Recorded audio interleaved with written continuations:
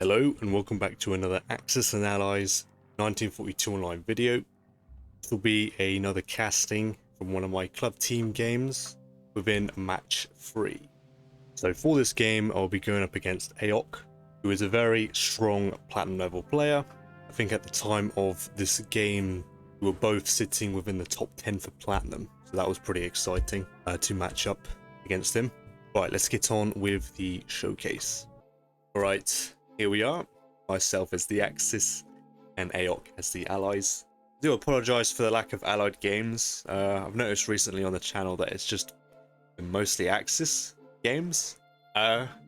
So yeah, I've got a bit of a Axis mindset on at the moment, and in these team games you tend to have like more Axis oriented players and allied orientated players. I'm a little bit more confident with my Axis, so I chose to pretty much stick with playing Axis games for this club's team event. So yeah, we're looking at this game right here. So I don't have the screenshot for Russia's turn, but this is a very good game. Aok was around plat 8, plat 14 for the Allies at the time of this game. So yeah, he was on fire for the ranked season when this game started. So yeah, he's a very good player. I have played him before, once. I did beat him, but yeah, very good game that one. So here we are, Russia with the standard 9-12 attack. Looks like he went for the 2 infantry, 3 artillery, and 1 tank purchase, anti-Ukraine stack purchase, which is one of my favorite at the moment. You can see 5 left in West Russia, so that's 1 below the average, if I'm not mistaken. And for Ukraine, I've written down 1 tank remaining in Ukraine for Russia. So it was an okay turn for Russia, slightly below average, but not damning, or as damning as probably the other 2 previous games I've showcased already. So in this game here, G1, I was thinking, well, just a slightly below average turn for Russia. I went for an all-ground purchase. And in this game, I had a plan set in motion with Germany is going to buy nothing but ground. I mean, that's not really revolutionizing anything here. But for me it is, because I do like to buy my air as Germany and Japan. But I thought, let's go for an 11 infantry, 2 artillery purchase. And max ground, maybe throw some tanks in, if I can. And with Japan, I'm going to be focused for a complete air build. Like 2 planes, 2 to 3 planes a turn. Germany will be all ground with Japanese air support if it's a KGF. So yeah, right in here, been a while since I've done a max ground build. I might get the German bomber G2 instead, which I do like to do sometimes. The 11 inf, 2 artillery purchase pretty much sets Germany up very well for KGF or KJF. You can't go wrong with it. And I wanted to get the extra men so I can set up an early France stack, and I'm not too slowed down sending men to the east. So here we are, stack Karelia. Russia has I've written here 34%. I'm not too worried about it. Felt fairly confident to stack it because he's -1 on the average, and didn't buy the standard 4 infantry, 2 tank purchase with Russia. So I thought it's fairly safe. It should be fairly safe to move forward here. Yeah, killed the destroyer in 17 standard. TJ took it, losing an infantry. Took Ukraine, killing the tank. No units lost. That's very nice. And cleared 7. No losses. So a very strong German turn. This game has very high potential that the battleship will survive because there were 0 losses in 7, right? So yeah, I felt fairly confident, almost a near perfect turn. Alright, UK 1 with a 2 infantry, 1 artillery, 2 fighter purchase. Killed the transport in 5, yep. Killed 7, clearing everything but losing the destroyer cruiser. Very nice for Germany. No fleet drop, which is actually very nice because I didn't pay for air. So there's no immediate pressure. Very easy France stack next turn if I want it. He took TJ back, no units lost, and took 61 out with a cruiser remaining. So, good turn for UK, 2 losses in 7 does suck. No surplus fleet left for UK, so very nice for Germany. No battleship kill, so that's very nice. I don't usually get to keep the battleship, so when I have it around, I do try use it the best I can. I've written here, I will hit TJ if US does not reinforce it. But even with the US fighter there, it's still an option for me to take if I want to hard press for India. Japan won here. A pretty disgusting turn. I do say so myself here. 2 infantry, 3 transports. Now, this is something I've been testing out recently. Yeah, so skipping the regular 3 infantry, 3 transport purchase or infantry tank, 3 transport purchase for J1. Save the 3 IPC, because if I'm going to go for India, I could buy 3 bombers J2 instead of 2. It's just an extra bit of pressure, in a way. You trade essentially a tank for a bomber. I think that's how it works. So the pressure's relatively the same, but it also gives me options to drop a transport and industry next turn if I'm not going for India. So yeah, this is a flawless round for Japan. Cleared 61, no units lost. Yunnan, Burma, Buri, Anhui, no units lost. So a perfect J1, looking for like a very strong long game for Axis potentially. Now I did ignore Pearl because my Germany didn't buy air. I buy air round 1. I do like to combo it with Pearl sometimes, just to remove those extra boats so that German's air has more impact on fleet pressure. But since I didn't bother buying air, still a chance I skip the G2 bomber. I just skip Pearl entirely. So I've brought down the tank early, and I'm threatening Kazakh with all of my air force and that tank. Even if he blocks, I have 7 attackers on Kazakh. So yeah. War report. A very strong start for Axis here. Alright, so USA won with 2 infantry, 2 artilleries, a transport, and an aircraft carrier. He skipped the destroyer in the usual USA 1 purchase, which I do agree. No air buy from Germany. So, and no Pearl Harbor. So US has a lot of spare fleet, surplus fleet.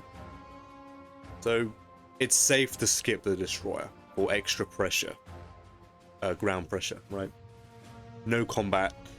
US moved to 45, sent planes. So he's done season 45 and he sent all 3 planes to India. So most likely going to be skipping India this game. That's fine. Me saving the 3 IPC does not really detriment me that much.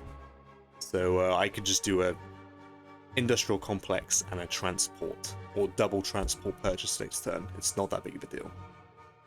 This will be a KGF allies. Russia with 4 infantry, 4 artillery, did Bello and Ukraine, killed 2 infantry in Bello, no units lost, and then lost 1 in Ukraine, but took both territories. So yeah, good round for Russia. West Russia will hold this game. But you can see here, US did not reinforce TJ. That is a battle Germany cannot refuse, despite the lack of the bomber purchase. I have a 4v3 here. If I can kill these units, then that's more income for Germany.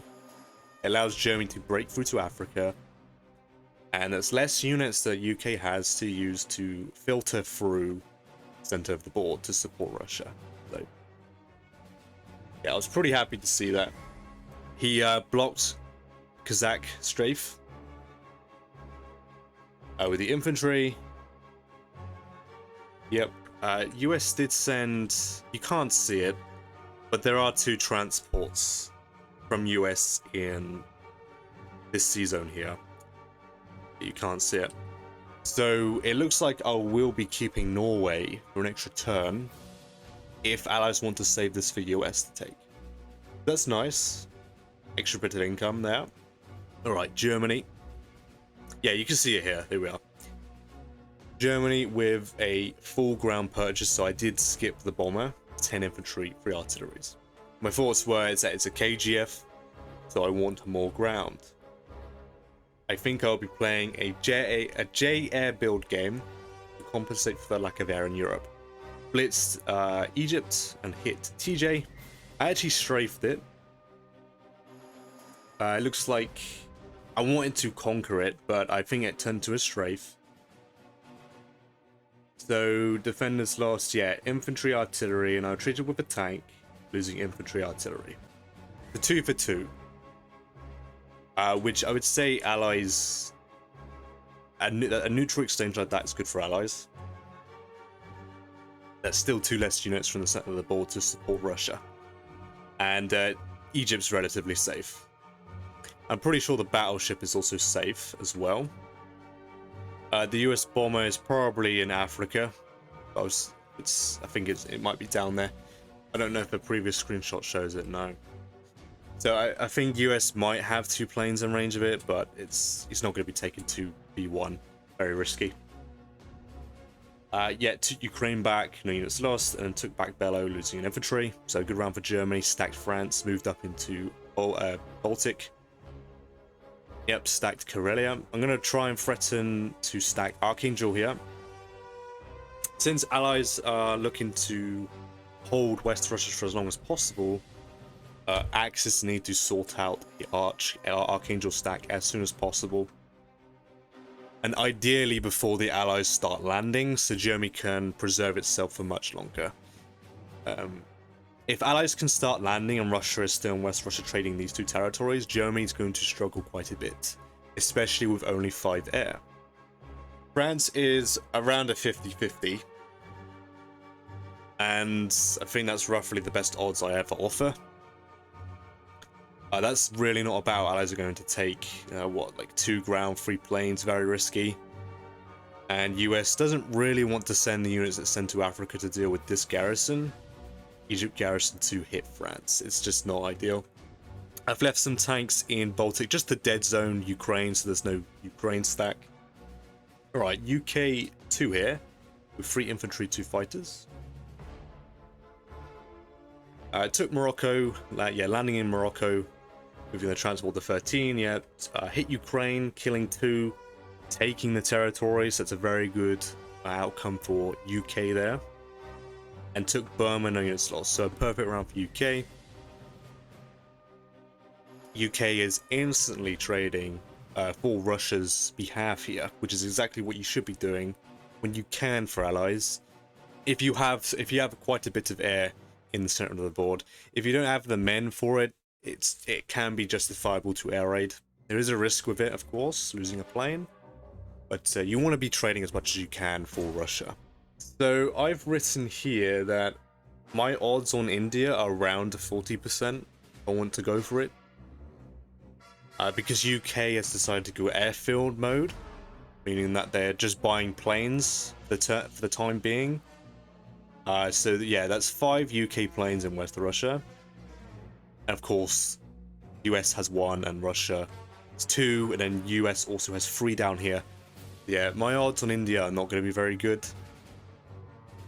So even if Japan hard pressed it, allies could probably still hold West Russia. So there's no point fainting India here. Just do a standard Japan expansion, I think. But again, this is another turn without a UK fleet drop. So I'm sitting here as Germany fairly happy and comfortable because I've not bought air. So I don't need my air to dead zone the sea zones if UK is not even going to bother dropping a fleet. So yeah, I was feeling very confident with Germany here. There is pros and cons to each move. You know, UK's secured India. And West Russia if I can't stack Archangel. So there are pros and cons to it, but Germany is not being traded down, right? Alright, Japan 2 here with 5 infantry, 1 transport, 1 industry.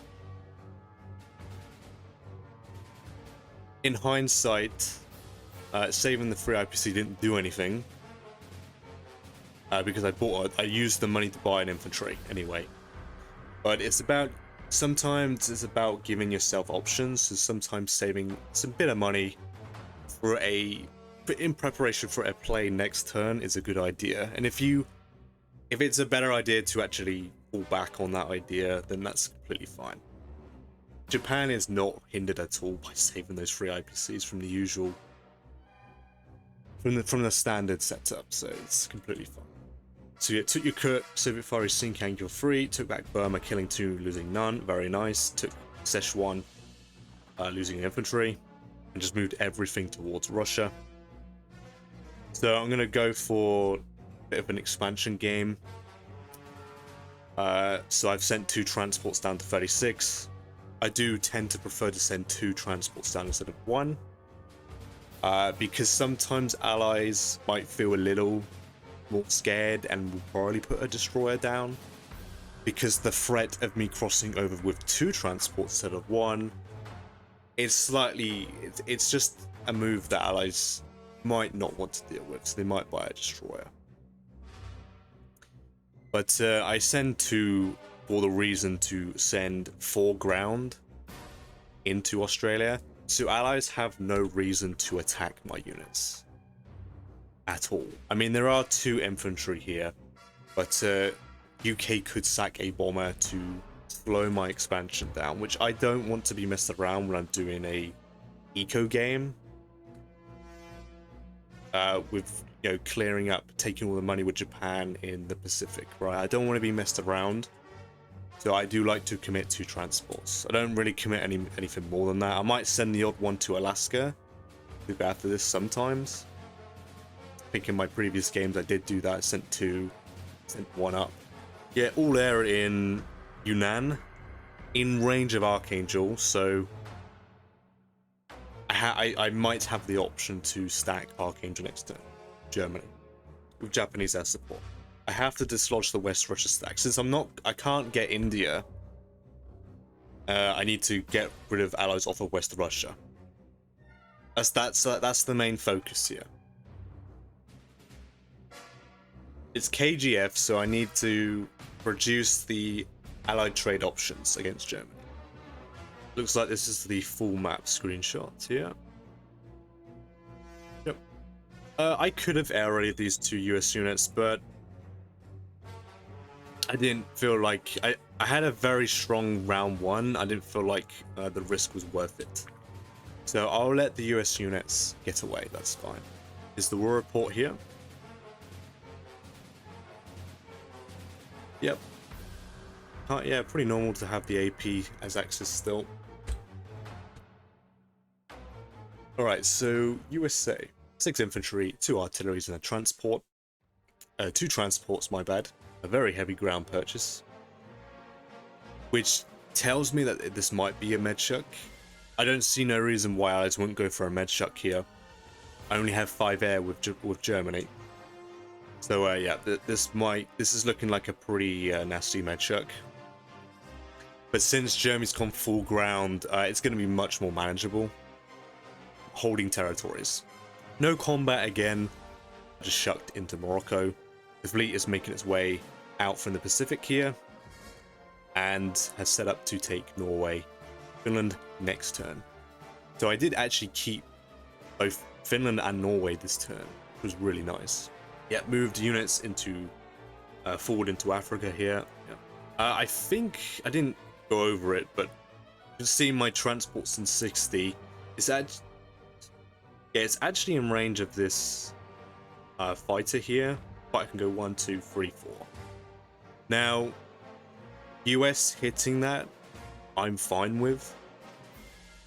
He didn't hit it in this game. Backed off, which is the correct move. But if he wants to kill that transport, he has to sack both a fighter carrier, which is not worth it. Because I could simply just buy 2 transports next turn. So I'm going to work up to 6 transports, I think. And so this does not hinder me at all. And ideally, you want transports placed in 60. From the way I see it, so you have the option of grabbing ground from the islands instead of the mainland here, the main island here. It's just better for efficiency purposes, that's pretty much it.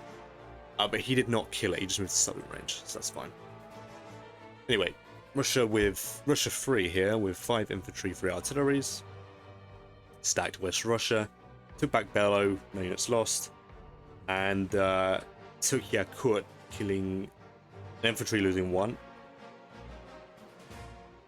Yeah, I think that's fine. I thought that was a little strange, but this move's completely fine because if I don't get a hit back here, I only have 1 unit, and then expansion's completely slowed on this side. And then he could do a little weird, but he would maintain the income a little bit, but with the 5 units here, they're trapped. So these 2 units are never making it back to Moscow. They will be dying. They will never make it back to safety, which I'm happy with. But I can't really do anything with this area just yet. I've written here, good round for Russia, but it's time they leave West Russia before allies start landing. So I'm going to be going for an Archangel stack, from the sound of it. And I've written, yeah, I'm hoping the J Fleet position sparks out a DD purchase. But if UK doesn't go for it, I might open the Mediterranean Canal here, Suez.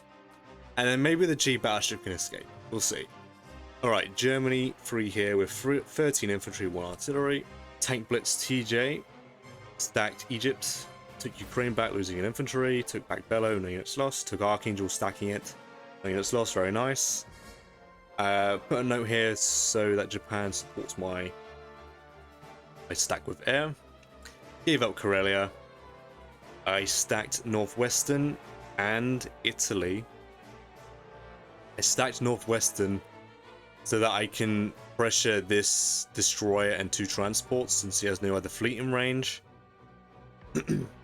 I thought that was perfectly fine. Allies are still in West Russia, so these 5 planes are still in range of West Russia here. So I'm still max pressuring West Russia and pressuring 3 as much as I can. And I'm also pressuring 7 as well, so UK can't drop a fleet in the safety of 7 either. Yeah, okay. So I've written here, skipping plane buys allows me to stack territories with better odds. Which is, yeah, very true. I've still got a nice stack in Poland. Stacked, yeah. So very safe stack in Italy and of course Northwestern. A lot of German unit, a very strong German core so far. So any landings can be just stack shifted into with little retaliation from allies. And this should dislodge the West Russia stack. So Germany should be fairly well preserved this game. I stacked Italy for the recruit slots because I'm giving up Karelia this turn. I do want to buy at least 13 to 12 grand a turn with Germany. I have the income to support it. So that's why I stacked it. But yeah, very good round, only 1 hit back. UK 3 with 4 infantry, 1 aircraft carrier and 1 destroyer. Took Algeria, France for 3. Took back Ukraine. No units lost. Good result. For UK again. That was a 1-to-1 with air support, I'm pretty sure. And then took back Burma, losing an infantry. Yeah, good round for UK. Moved forward. I think it's more of a flavor thing. I tend to leave this income for US, but UK taking it can be a good idea. I think normally you want to take it if UK is supporting 4 transports in Atlantic. That tends to be the better idea, I think. I don't know. It's different to how I play. I normally leave Scandinavia and North Africa for US. So US can afford artillery. Start buying 2 to 3 artillery a turn, stacking them in Finland. But I think either op it's more of a flavor thing. But I think ideally US benefits a little bit more. So yeah, finally the fleet drop. I have odds on it, but US has ships in range, so I should never really get the opportunity to hit it here. Yeah, moved up from Persia here, blocked the tank attack. So I did actually have odds on Moscow. If UK did forget to block, that tank could have hit, and I could have actually sacked planes to take Moscow. So yeah, he did see that move. But I could still air raid it, right? I still have 7 attackers on Moscow. So I'll be honest, that was very tempting. Yeah, I've written here, I'm really tempted to hit Moscow with air. I initially disregarded the option because I thought UK would send air there, but it looks like they are letting me go for it if I want. Or they forgot about it entirely. I'm not sure. But all the UK air is in India, dead zoning 34. I'm pretty sure. That's why he moved the air there. So I can't cross over. So he skipped the destroyer purchase. Put all of his airhead to dead zone 34. I'm pretty sure there's also dead zones the German battleship from escaping, I think. Alright, Japan free. So yeah, I was eyeing up this attack, but I actually chose to give it up. Japan with 8 infantry, 1 artillery, and a fighter. The air purchase now begin. Took Western Novo Ivenki for free. Took Burma back, no units lost an infantry in Cossack. Yeah, landed 2 transports here, and I will send the fleet. I think US is still in, like, outside the Pacific, so I want to make sure that he has no incentive to come back, try and defend Hawaii.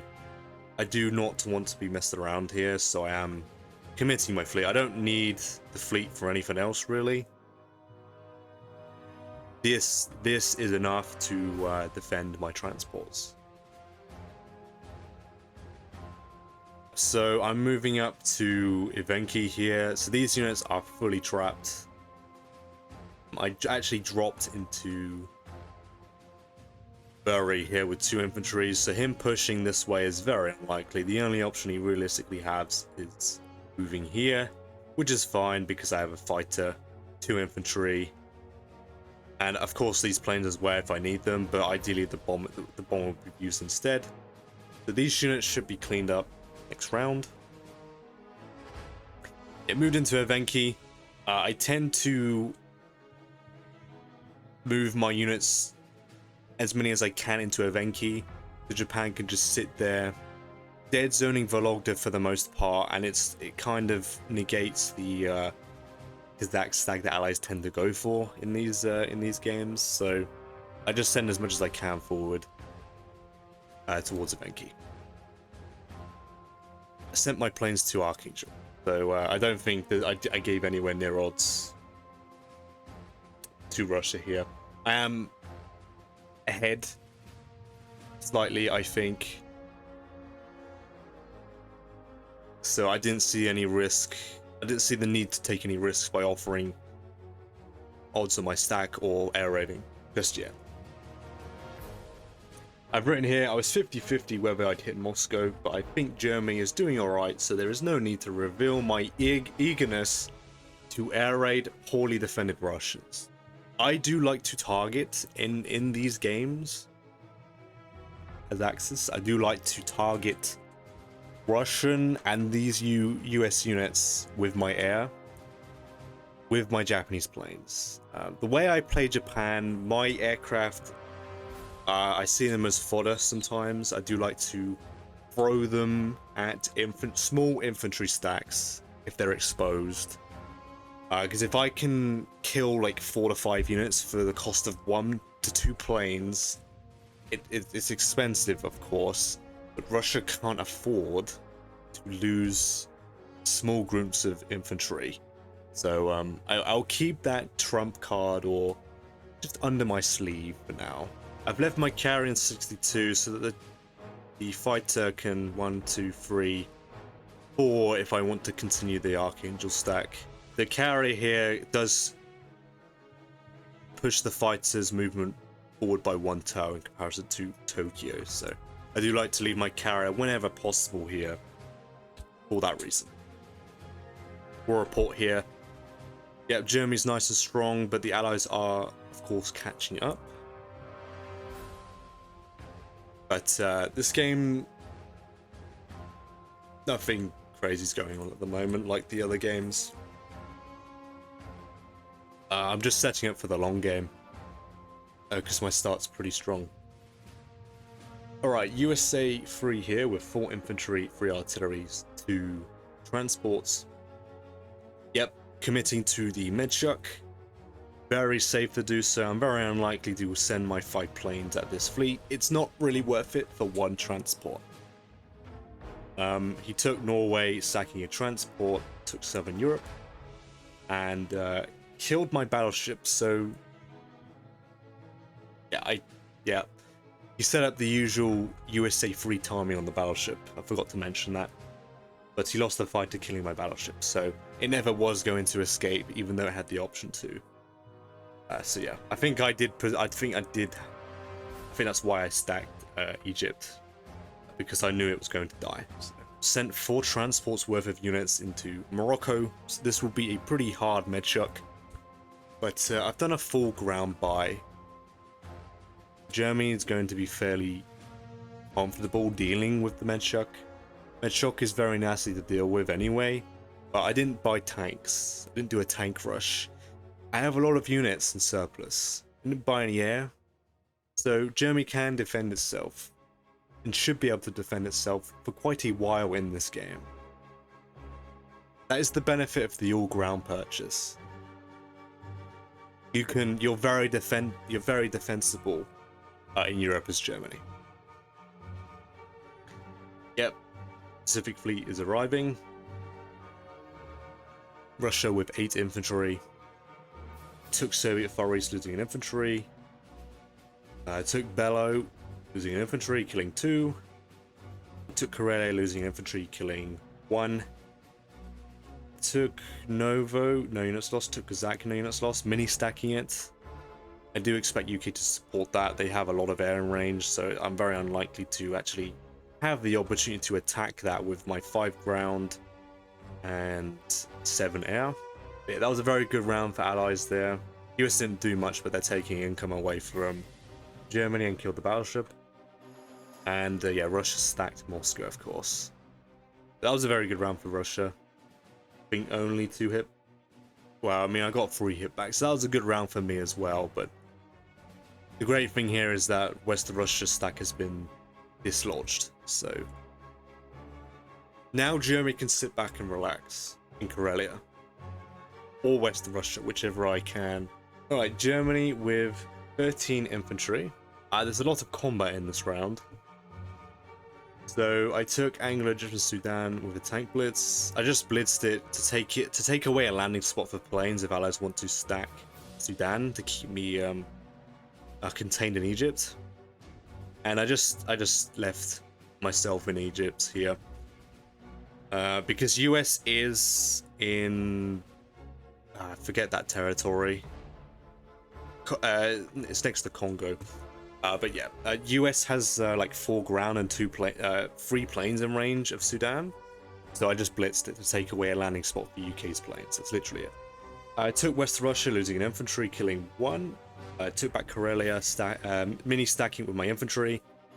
No units lost, very nice. Took back Bello, no units lost, very nice. Yep. Took Ukraine, stacking it. Losing an infantry. You can see the West Russia battle was very important because I wanted to shift my tanks down to Ukraine to preserve Germany, right? So allies don't... Well, I suppose Russia in particular doesn't attack this, or UK sends their planes at the foreground. So I'm just making moves to grab as much income as I can and preserve myself. I think I gave... No, I took back France with... Yeah, sorry about the screenshots here. Bit overkill. But yeah, I took France. No units lost, and took back Southern Europe. But yeah, that was a very good round for Germany, considering how many attacks I did. Alright, UK 4 here. With 7 infantry, 2 artilleries, and a fighter. I don't know what territory that is. I assume it's undefended, so I think that's Sudan. Yeah. So he took Sudan, or 3, here. I took Finland for free, sending fleet there. I took Northwestern for free, took France, killing 2, losing nothing. Hit West Russia. So that is 3 UK trades that have been perfect so far. So that's very good for UK. Very well traded by UK against Germany for Russia there. 3 out of 3 so far. I took Burma, no units lost. So that was a perfect turn. Yeah, it was flawless. So that kind of negates the value of my German turn since UK's turn was so flawless. But it's fine. I think I wrote a note here that I do worry that allies might restack West Russia because UK did take this flawlessly. It might be there as an option. What is that? That's... yeah, it's like 24. 26, that's 28. There's like 30 plus units that can move back into West Russia. I was worried about that. I think I did make a little mistake here. I don't remember if Alice took advantage of it though. I was just focused on preserving Germany's holdings, limiting losses, and getting as much income as I can. I actually left the Japanese planes unguarded because I don't think UK had any attack on it. I've written here, if allies restack West Russia, I'm going to have to look to restack Arch G6. Alright, Japan 9, okay. Japan 4, 9 infantry, 1 fighter. Took New Zealand Yakut for 3. Took Eastern Australia, losing 2, killing 2. Unfortunate, I think that was a Snake Eyes. I took Soviet Far East, no units lost. Took Burma, no units lost. Took Novo, killing 2, losing 1. A good round for Japan, but allies did get 3 hitbacks. I sent a plane to... I think I left a note. Yeah, I did leave a note. Since US has sent so much here, I just left the note that Japan supports Italy with at least a plane. And I'm stacking Evenki with my air force. Yep, just moving everything in range, trading as much as trading down Russia as much as I can. UK did stack Kazakh, so I couldn't attack that. So yeah, this is looking to be a good game. Allies are making very strong moves. Yeah, no failed combats, but a few hitbacks for Japan. I think it was safe to leave this transport undefended. Yeah, the sub is here, it can't reach. And both allied bombers are in India. I'm keeping my planes in range of 1, 2, 3, 4. Yeah, Berlin and Karelia. So if allies try and pressure, I can just move my planes there. Okay, another screenshot here. Yeah, that's my expansion. I think I had to split here just to defend myself from the 2 subs. 1 battleship is enough to defend against 2 separate subs. I think 1 sub has a 6% chance, which I don't think my opponent here is going to bank on that. So I felt fairly safe just leaving a battleship on its own. And then a cruiser carrier sub to defend against the 2 subs. War report. Allies are closing the AP. The game is going to start to turn to relatively even now. I think I've written here, I have to be careful. Let's have a look. Yeah, I've written a note that I have to be careful with the cannon for it. There is one. If US clears Szechuan, Russia could send a tank to Kwangtung, and UK's got 6 fighters, 1 bomber on 61. So I've just left units in Kwangtung to stop the Russian tanks. Alright, USA 4 with 5 infantry, 3 artilleries and industry for Norway. Dropped into Norway with a transport. Traded Southern Europe, killing 2, losing nothing. Very good for US. Hit Archangel, losing infantry, killing 1. Again, trading for Russia, so that's UK and US trading for Russia's behalf. this is what you should be doing as allies. It's pretty much textbook. Allies should be, UK and US should be training for Russia when they can, and if they have no ground in range, do consider air raiding with your planes. Of course, there's risk involved with just sending air, but if you can get away with it, it's very strong, because Russia is very well preserved in those games where they do work. Of course, when they don't work, then allies just keep losing planes, and Axis just have to just stall and sit on the income until Japan gets that Kazakh stack or takes India. So yeah. Yep, keeps moving into Med, keeps sending more units to Africa. Now, I did mention that, you know, the Moroccan Congo strategy doesn't really work. If it's not... Yeah, I said it doesn't really work, but this is a Med shuck, so this sort of chaining across North Africa, when you're doing a Med shuck, does work, because you have plenty of units in Africa that you can pull from to hit Southern Europe, Italy, or even move into the Black Sea, and the surplus simply just moves to Persia. So yeah, this is going to become, you know, a bit of a problem once these units start making it to Persia. And yeah, he's setting up a very nice Finland shuck as well. So since I have not much air with Germany, he can set up 1, 2, 3 sea zones with the allies here.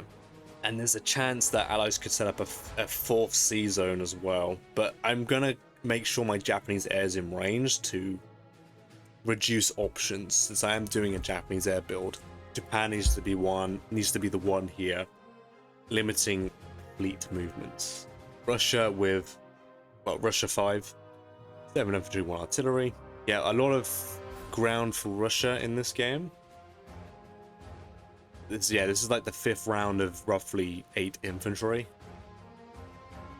I'm pretty sure. Yeah, it took Archangel for free since US cleared it. Stacked Novo. No units lost, and then took back Vologda, stacking it as well. So very aggressive against Japan. Very, very aggressive from Japan against Japan, in fact. And of course stacked Caucasus with a very nasty bite as well, and even West Russia to a degree. So yeah, this is a lot of pressure on Japan. I don't have much ground here yet, so Japan's a bit of a pushover. I do think this is well played. This preserves Russia as well. He is exploiting my lack of ground and the fact that Germany did not restack West Russia last round. But I do think I made a slight mistake with this Ukraine stack. I've written here, I'm going to try double stack West Russia Karelia. Since he's double stacking against me, I'm going to try and double stack against allies, since so many Russians are away from West Russia. And I want to keep Karelia just for the recruit slots alone. Alright, Germany 5 with another 10 infantry, 3 tanks. Yeah, I made a lot of money, and I actually chose to give up Italy, so I actually traded those extra units for tanks. I bought the tanks for movement to support my full ground idea, and it's extra pressure that I can apply to Moscow and of course Karelia. And I fully stacked France here. I'm going to start stack shifting against allies in Europe when I can, and yeah, I bought some tanks. I said here, yeah, good turn. So I took Persia. These units in Africa were doomed, so I simply just spread myself out to cause allies to have to attack more targets, and instead of one consolidated attack from allies, I spread myself out, so maybe I get lucky and get loads of hitbacks. That's pretty much it. These units were doomed anyway, but I'm just grabbing income. Took back France, stacking it, killing 2, losing 1.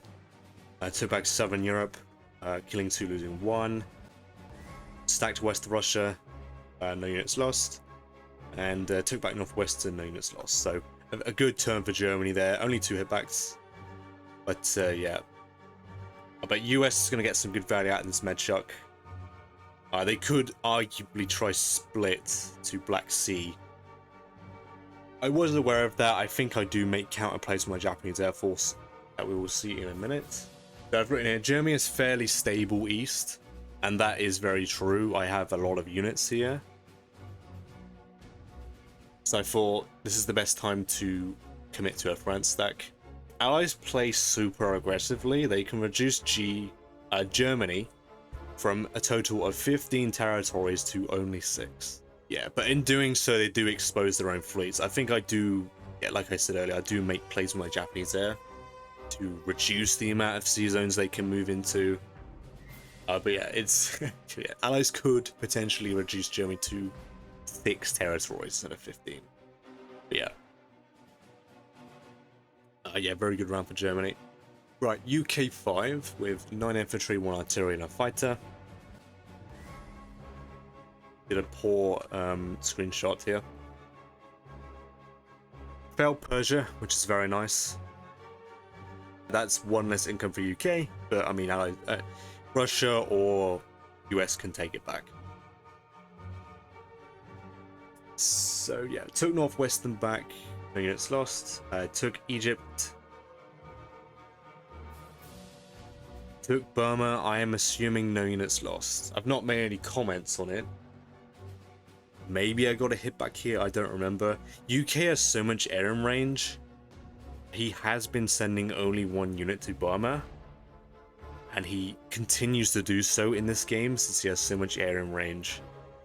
He very efficiently trades with his UK. I've written UK has 10 planes on West Russia. So I think Germany will have to stay in West Russia and give up Karelia, so my J Air Force is safe. Yeah, so you can see here, 2 planes here, 7 here, 1 here. So that's 10 in range of West Russia. If I stack it with Japanese planes, my Japanese Air Force is in danger, 100%. He will definitely send air to kill my Japanese Air Force. Yeah, like 5 planes, maybe a tank. I'd have to overcommit German ground to protect the Japanese Air Force. So yeah, I've written here, I will give up Karelia to stack West Russia. I've got to make sure that German and Russia balls up again, that Japan can have some breathing room once again. But yeah, UK is also sharking to Scandinavia. Well, and yeah, buying a plane a turn as well, like with my Japan. Japan 5 here, and this is where the air build is like going to start to become a bit more obvious. With 8 infantry, 1 artillery, and 2 fighters. Fighters 62 here on the carrier. I've written here a bit of a mixed bag. I bombed Moscow because I'm pretty sure my bomb had nothing to do this turn. So I just bombed Moscow. I don't normally do that, but Allies didn't really give any attacks to Japan with the triple stacks. You see, with the UK planes, Japan could not really do anything. So I felt, all right, I don't like to SBR as Axis really, but he's given me no options, so I will take the risk. And I got 3 damage. That's all right. I took Hawaii, losing an infantry. Yeah, killing 1. Took Archangel, which is nice. And failed Burma. So I sent 2 fighters, 2 infantry, and couldn't even kill the unit. Yeah, that was a pretty nasty result, and it kind of screwed my turn a little bit. Because I had to overstack Yunnan. I actually left a mini stack in French Inno because I did not want him trading it with the infantry tank bomber. So I did send units down with the AA gun to stop that. Yeah, so yeah, I mean, I've written a mixed bag. But that wasn't a very nice turn to hit backs, but I didn't lose the bomber in the SBR. I did actually commit the Japanese Air Force, despite what I said earlier, but I think I do give up Karelia still. So that Germany can move in, then the Japanese air can move out, and Germany still protects itself from the Russian strength. I've written here there are 2 bombers in range of 61. The US one and the UK one. Allies have like a 12% to kill this. I don't think it's worth it, but maybe if Allies feel they need to take a risk, they could go for it. There's no tank in range of Kwangtung, so there's no can opener. But yeah, here we are. The AP has evened out after Japan's turn, which means the Allies have the AP lead now, once US has their turn. So yeah, I would say this game's pretty even now. But Germany is a bit of a beast at the moment. The AP doesn't really show it, but Germany has a lot of units. USA 5. 10 infantry, 3 artilleries, 4 ground for US. Looks like he stacked Western US. Yeah, it took Persia 4-3. Took Italy, killing 1, losing 1. Took Southern Europe, no units lost. And then took Sudan. We'll see it in the next screenshot. But he killed 3 ground, losing nothing. I've written TJ's a bit of a joke. But yeah, he got a very good result here. Killing 3 for absolutely nothing in return is a very good result for Allies. And yeah, stacked Norway and continues to commit to the Metshuk. So yeah, this is a very strong position for Allies. Germany's okay in Europe. There's a lot of Germans in Europe that I can use to stack shift around, so I'm not too concerned about the German position. And Allies have yet to move into Finland yet. I think they could have been a little bit more aggressive here, but at the time I was fairly happy with that. It's round 6, they're not in Finland yet, so I felt fairly happy, especially since I am double stacking Karelia West Russia. So yeah, you can see he took it with a tank. So US pretty much hit it with only air and a tank and killed 3, losing nothing, and took the territory. So yeah, that result for US is very good. Alright, Russia with 6 more infantry stacked.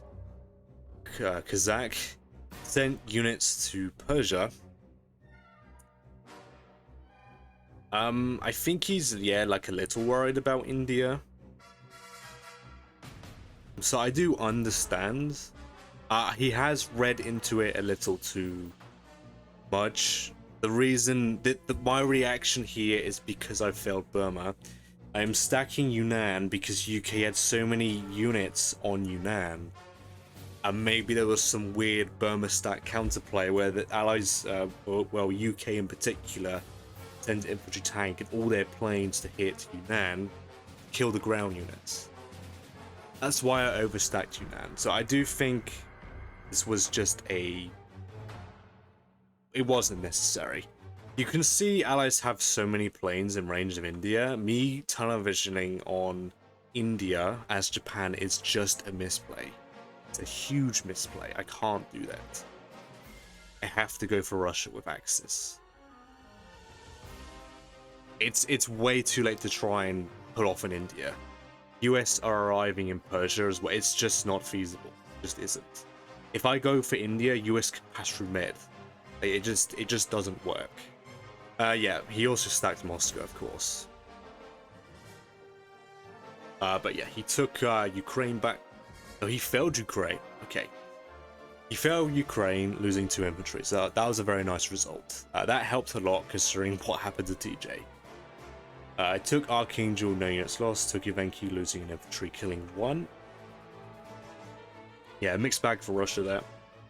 Oh, I have written here that Japan actually gets to take Alaska for 2 turns. We'll see it next turn. I have written that.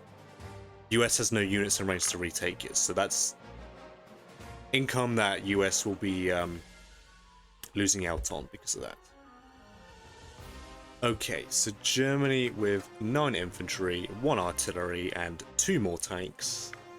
I had a lot. I was making a lot of money still, but I didn't have the recruit slots for it because I gave up Italy. So I bought a few more tanks. My thought process for the tank purchases was for future stack shifting if I need it. If I need that extra defensive power, tanks are the way to go when stack shifting in Europe. Especially if allies are going to start to dump a little harder than they are. The tanks will give me the attack power needed to one round it cheaply, and then give me that defensive power. So I'm not relying on my Japanese air force too much, because if I have to send air to defend my German stack, then Axis are essentially stunned in that province for a turn until the Japanese air moves.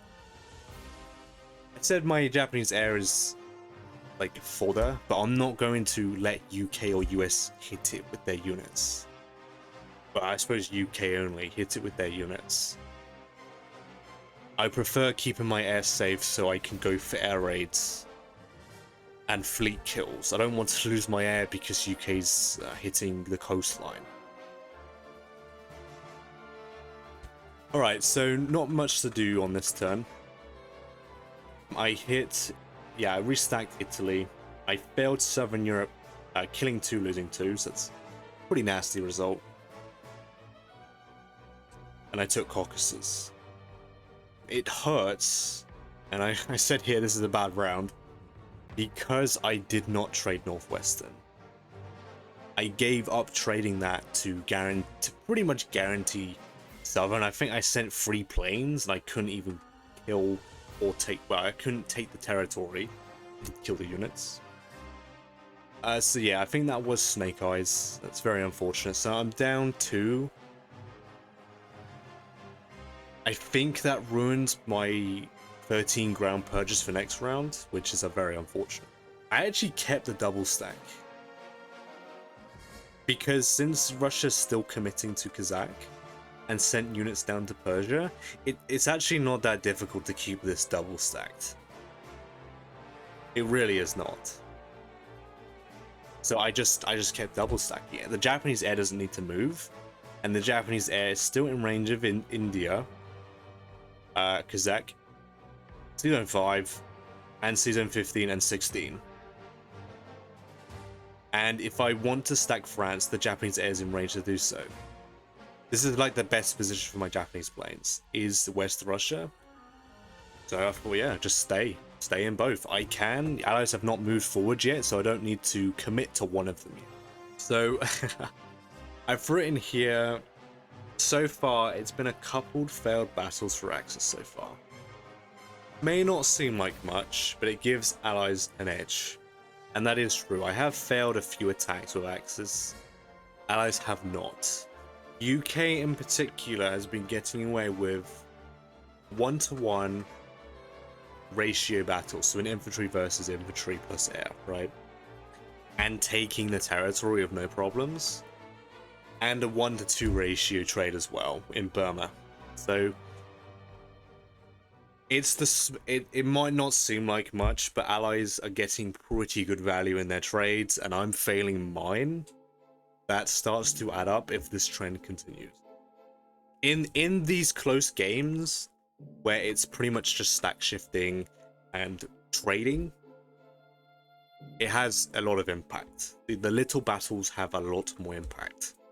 I've written here, yeah, I'm going to double stack West Russia, Karelia for 1 more round. Next round, I'm going to abandon Karelia to keep West Russia stacked, and then stack Baltic. I've left the note here because I'm going to be adding more Japanese air. The Japanese air presence in Europe is going to start to drastically increase.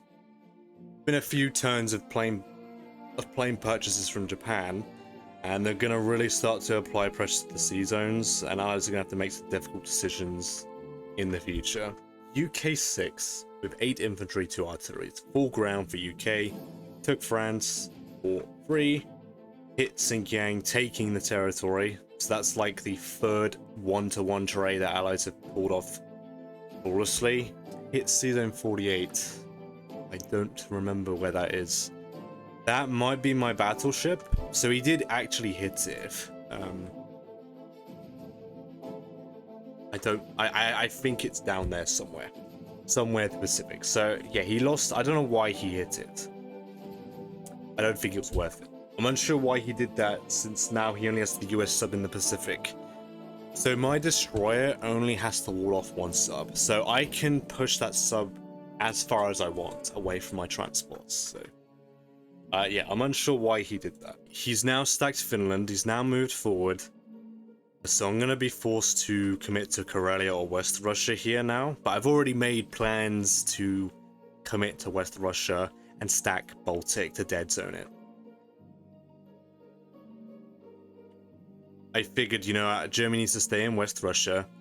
It allows me to trade Caucasus for income, and it keeps Russia bottled up in Moscow. So it gives Japan time to build up, since they've been pushed back a little bit. And yeah, I think, yeah, sent a few units to Persia. I fell back from Burma, and stacked free. That's pretty much it. Moved up in Africa.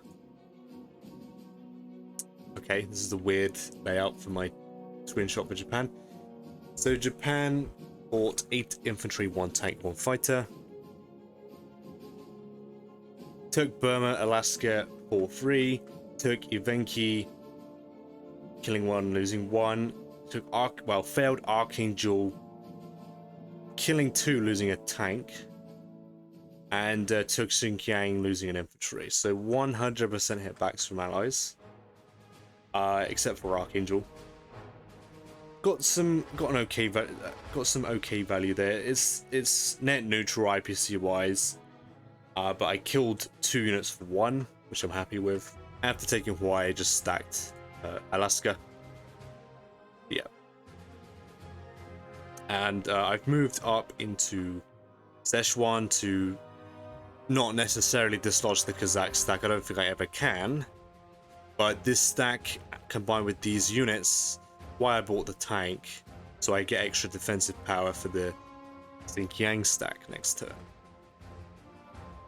I am assuming he's trading Xinjiang again, so I want the tank for extra defensive power. And yeah, send more planes to West Russia. Yeah, send what I can to Evenki. Japan now has 9 planes on 15, so US is going to have to commit these boats here as well, and planes to keep the Medshuk afloat here, or he gives it up. Also, this stops US from splitting to 16 and 15, which I was worried about him doing. But he cannot do both now. I will kill one of the fleets if he splits. Alright, onto the war report here. Yep, allies have the AP lead now, after Japan's turn. But yeah, Japan is taking as much income away from the allies as possible. And yeah, sending air to Europe when they can. I've written here that I think the AP is slightly inflated towards allies' favor, just simply because of the amount of artillery US has in Africa. Yeah, that's as well as the infantry, I suppose. That's a lot of units not doing anything at the moment. So I would say that this is inflated, just a little bit. I've written here that US could pass through Med, but that's not really a concern of mine. I don't think that works. I am buying air, so I can send planes to DEI if I need to. And sack a transport if I'm worried about that. Okay, USA 6 with 10 infantry, 1 artillery and a fighter. Yeah, he did actually split, but stacking 2 transports, which I did think was not worth it. I would say it wasn't worth it because Germany has just bought nothing but ground this. I can simply just send what I need here, and there's no retaliation from allies. So I can lightly trade this, and I won't be losing the units next turn. Yeah, he took Ukraine, Bulgaria for free, and took back Caucasus, destroying 2, losing nothing. So, a very good ratio kill there again for US. The allied trades have been very, very good, and Russia is being very well preserved as well. They're playing, as are playing very well, and they're getting the dice to allow for these very efficient trades. Unfortunately, there's no counter to this. I'm just not getting headbacks. It's that simple. Yeah, but I'm. It's fine. I still feel very confident with Germany. That's 13 units in Italy and 19 in Berlin. So this is a very strong German core, and Germany has like 30 units in the east as well. So despite the very fortunate trades allies are getting, Germany is not crumbling. So I don't know if this was worth the transport sack. He's sacking 14 IPC, and he's not guaranteed hitbacks in these 2 zones, and 0 retaliation. I don't know about that, but I'm happy with this. I'm very happy with this. Of course, he's given up Medshuk. Now I only need to focus on France and Karelia now. For the most part, he's pretty much given up fully on Medshuk because of my Japanese air. So the value is now showing this investment into Air Force now. He's backed off. So yeah, he's stacked Finland as well with the US. That's a lot of pressure on Karelia. Yeah, UK has a lot of attack power because they have their M Ranger Kazakhs, so I don't know if I could hold this anyway without reinforcements from Baltic. So yeah, US did 2-to-1 ratio for this caucus. So that was a very good result. Allies mini-stacked Novo. I have written here, Novo could be a target for me to go for, as I have 11 aircraft and 5 grounding range. I suspect UK will either air raid Evenki, because they have 7 fighters and a bomber in range, or they simply just support Novo with their planes. I do think the latter is slightly better, but if they want to play aggressive, they can air raid the unit. So I have written several notes here. I said I think my opponent's made a couple mistakes, I should say. He moved the sub here into 64, so I can now trap it with my destroyer. So this sub is also now doomed. Allies are going to have 0 subs in the Pacific now because they stacked 1 on my battleship. And now they've trapped the other sub in 64. So that problem solves itself for me. It's a little thing, but that's still a mistake. I've said that he has sent way too many planes to the center of the board. Way too many planes. It's overkilled. India doesn't need the support. And Moscow is overkill in a dead zone. I mean, he can pull off this Novo stack. Whether that's worth it is another story. But I've written here, you sent too many planes to Europe. Now Germany can put off several stacks in Europe, essentially unmolested from allies because they have no attack power. They essentially just have infantry and like the odd plane. So I don't even need Japan's air to support my stacks. So I can hold these territories in Europe cheaply. So Medshuk has been successfully countered. And US only has 5 transports currently on the Finchuk by round 7, which is slower. But again, he did commit to the Medshuk, but I get to kill them now. That's very nice. And yeah, I've said here again, a large portion of the US attack power is in Africa doing nothing. For the time being. I'm not saying that it's not going to be a problem in the future. I'm just saying the value is not. The units aren't paying for themselves yet, since the Medshuk's been dislodged. Yeah, that was Russia round 7. No combats, just stacked. Sent an extra unit to Caucasus. These units are kind of like pinned here now, since I don't think, I don't know, maybe Japan does dead zone Kazakh. I don't remember the calculation. But I suppose I do have 11 aircraft, maybe even an extra fighter in the sea zone if I left one there. And that is 14 ground.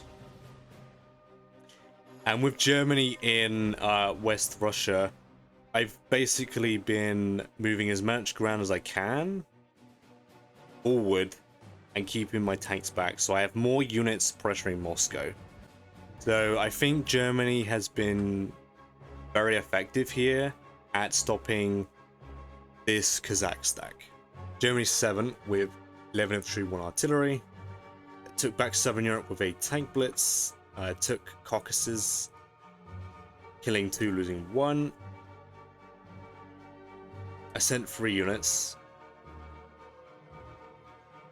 Took Archangel back, losing infantry. Took Ukraine back, no units lost. Took back Bulgaria, Romania, no units lost. Took France. So these are some good value from my tanks here. It's allowing me to commit my air force entirely to a minimum number of battles as possible. I don't have much air as Germany, so I'm trying to use my tanks to make it so that my air is more available for other attacks. So I'm relying on my tanks to do the training for me, and it's working very well. So the investment in the tanks is paying off quite a bit here. And yeah, this tank is also in range of Karelia. Yep, so yeah, very good round for Germany, only 2 hitbacks. Yep, stacked France, Baltic, of course Berlin stacked, West Russia stacked.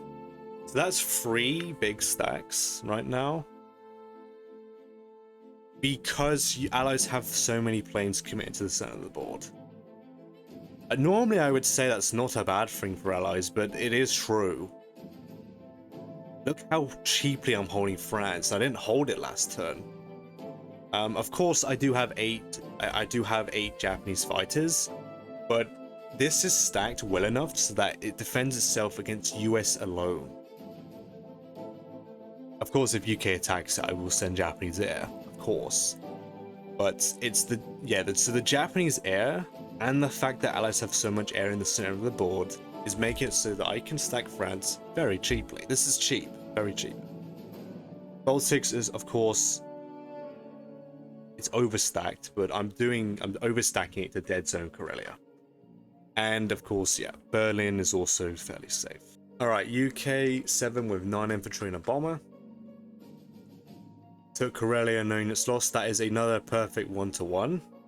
Yeah, I'm saying these are great moves by UK. Sending 1 unit is all you need, because if UK fails to take it, US will just take it next turn, or Russia will.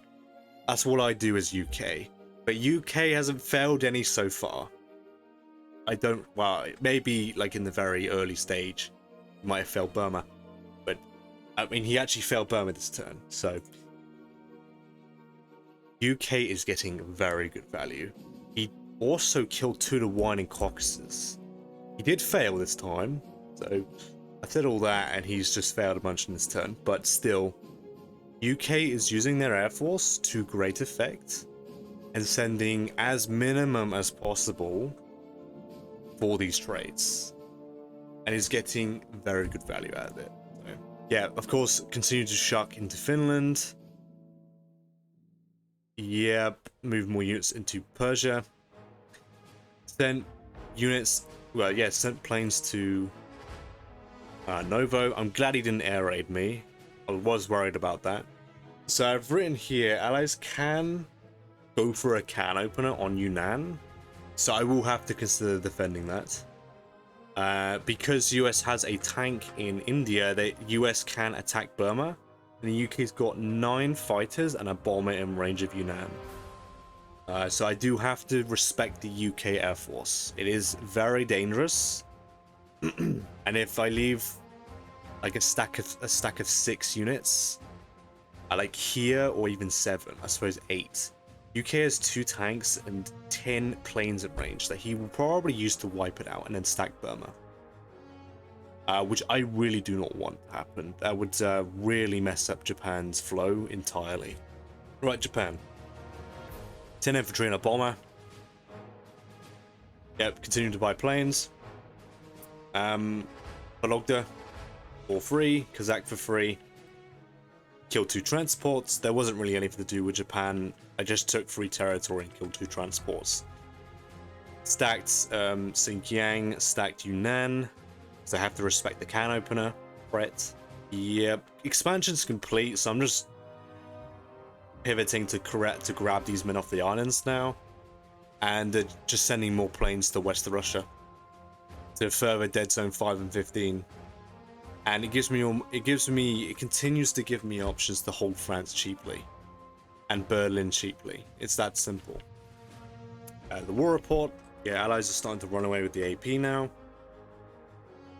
But yeah, this is a very strong Germany. Despite the AP difference after Japan's turn, Germany's not falling anytime soon. Yeah, it's that simple. I just have to hope this air play works for Axis. But yeah, UK is very strong in this game. They have a lot of air and they have a lot of units in Finland and India. So, all right, USA 7. Yeah, USA 7. 8 infantry, 3 artilleries, and another transport. Of course, further stacked Finland. Killed Kazakh. Losing an infantry. Okay, I think he sent a unit there. Evenki killed a unit. No units lost. This was an air raid. Just a complete naked air raid. So yeah, he's lucky to not lose a plane there. And he took back Alaska. No units lost. And the units continue to move up into, well, near Persia. Yep, and sent planes back to Moscow.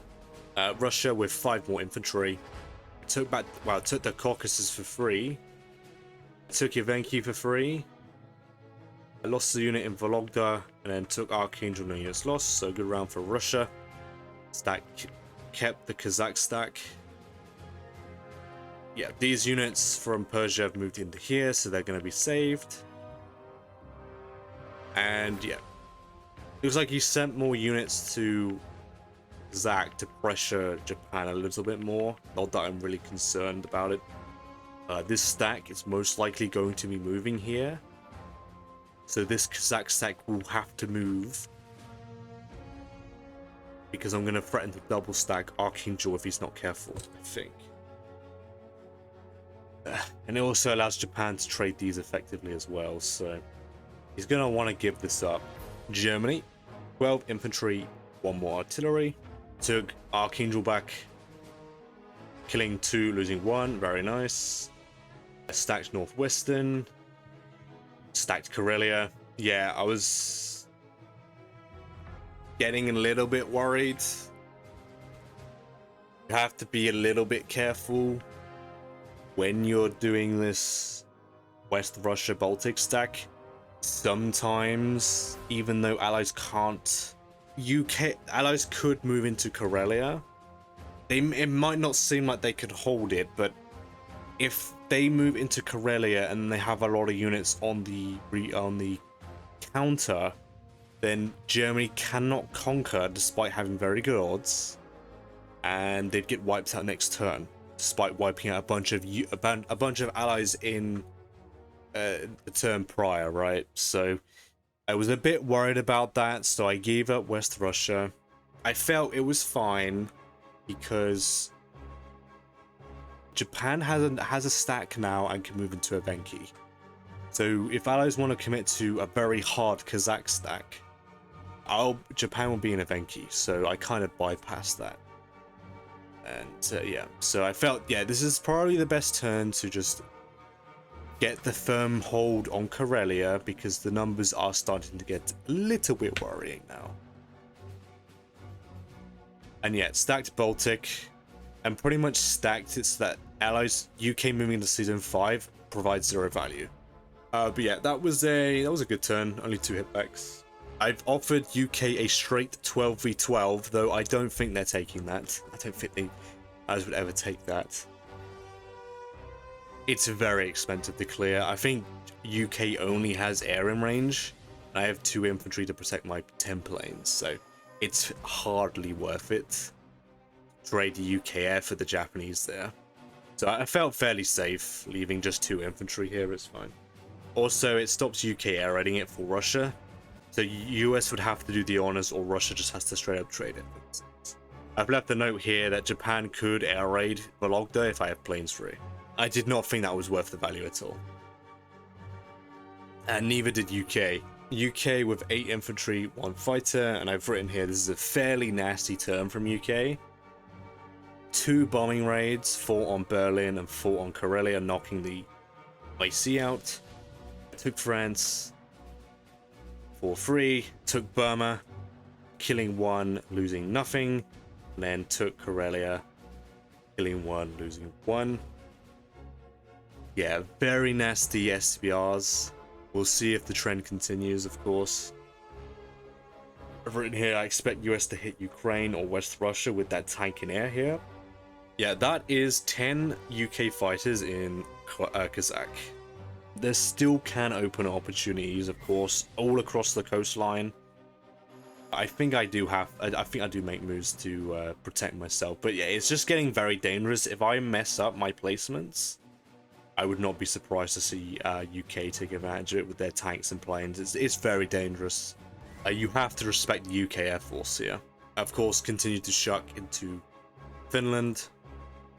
I do prefer this as Axis. I do prefer UK shucking instead of trading against me, because the stack is split. So it's a 1-2 punch on Karelia instead of a 1 consolidated US force. That's the way I think about it. That's pretty much my thought process. I do prefer my opponents doing that against me. But there are cases where this is actually very strong, and it is very strong in this game because UK has so much air in this game. But Japan has 10 here to help defend Karelia if I need it. Alright, with Japan here, that is 9 infantry, 2 bombers. So I'm starting to swap the bombers now. I think I have 12 fighters total is enough for defense for the Axis. So I'm going to start investing in bombers to get that extra range and attack power. Blitz Novo. I put an infantry there anyway, but I blitzed to get to Vologda. Took Burma. I think that's 3 infantry there. Yeah, it is. Killing 2, losing nothing. Killed the sub in 64, so there's no subs to deal with, so I can literally leave my transports out completely naked in the Pacific. Took Vologda for free, took Ivanki, stacking it. I've left a note here that I am going to need Germany to support me because UK has a lot of attack power on it with their air. I don't know, it's very risky for you to take, but I do have to respect the Air Force. So I think I send like a plane or a tank across. Something like that. I'm keeping Yunnan stacked just because of that can opener for it. I really do not want to deal with it. And it looks like I've sent the fleet here. Since UK has literally only 1 bomber on 36, I've moved the transport down. So threatened to go to Madagascar, I'm pretty sure. Yeah, I only need 6 infantry for my free transports. So I'm potentially committing to Madagascar, and this transport's collecting men. So that gives me the opportunity to buy 2 planes this turn. So yeah, very nice.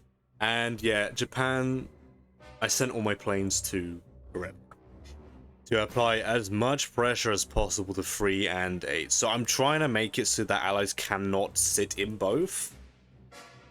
And of course, Dead Zone 5. Since I don't need my planes in West Russia anymore, the Dead Zone 15, for example, I'm going to max pressure the North Atlantic now and force allies to combine somewhere. That's 12 attackers on 3 and 8, so that's something allies have to respect. They will have to see one of these sea zones, I'm pretty sure. Oh yeah, but this was a very strong round for Japan. I killed a lot of units. In fact, it was flawless. Yeah, very strong Japan turn. My strategy now is to reroute the Manchurian production through Serbia to reinforce this Venki stack. UK has so many planes, as well as the US, to air raid these China territories. I have to keep myself consolidated in Yunnan with my Japanese production, so yeah, I mean, this territory here, Anwei, is not even that safe because of can openers, so I'm just going to reroute it through Siberia. And that way I can reinforce Ivanki still. Yep, AP, I actually caught up a little bit this round. I think that's to do with the bomber purchase. Yep, so the game is re-even still. But I have brought back the AP. I don't know the exact reason why that's happened. I think I have killed the allied subs, few transports. I've gotten some free material. I've killed some US in, you know, Europe with little losses, so I think US had to buy two transports anyway because they sacked 2. So yeah, I've caught up a little bit. Alright, so we're looking at USA 8 here with 9 infantry and a bomber. Yep, bombed Berlin for another 4, so that's -8 and -4 on Karelia. Took Caucasus for 3. US, of course, shucked into Finland. Moved up through into Middle East. Yep, moved up into Canada there. Russia with 8 infantry, so they're making a lot of money still. And yeah, they've doubled. It looks like allies are like stacking Novo and Kazakh still. Yeah, hard stack Novo actually to try and dead zone Evenki. Yeah, so Germany will have to reinforce this. I think Russia has nice odds on a strafe. Russia had a very good turn, I think. Let's see, let's have a look. Yeah, it took Ukraine. No units lost. Killing 1. Oh, actually failed West Russia, losing an infantry artillery. Killing 1 infantry, but failed to take the territories. That was very nice. That causes, you know, Russia to think about, you know, how does he defend Caucasus cheaply from my tanks. Yeah, took back Vologda, killing a tank, no units lost, then stacked Novo. So that was a good round for Russia, but he did fail West Russia. I mean, I only got 2 hitbacks, which was in West Russia. The rest of the combats are flawless. So yeah, I mean, it was an okay round for Russia. But yeah, that's a very strong Russian core. It's going to be very tough to crack with this this UK support of air here. Yeah, this is a tough position to crack for Japan, because Germany's going to get to the point where they can't move forward anymore, and I don't think they can anyway. So Japan is going to be on their own for the rest of the game now. Yeah, Germany can't really move forward anymore because I have to make sure that allies can't stack this. The unit counts are getting ridiculous. Germany 9 with 11 infantry and repaired 8. I think I repaired Karelia. We can't really see it here, but I'm assuming I did and deployed. But yeah, I repaired 8 damage. This was a flawless round. I killed, you know, took France, stacking it. I am stack shifting the Western Front to preserve myself. And since allies have so many planes in the center of the board, I can continue to hold it relatively cheaply. Yet took Ukraine, killing a tank, no units lost, and took Archangel, killing 2, losing nothing. This was great. Archangel was very important that I didn't fail because I needed to defend Evenki from a UK-Russia like 1-2 attempt to pry this area open.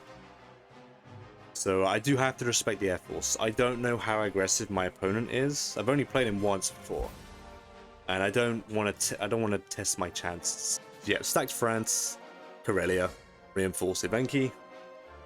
All right, UK 9 with 4 more infantry, 2 more bombers. Did 11 more IPC worth of damage to Berlin. Yep, took Xinjiang. Perfect 1-to-1. again. Yeah.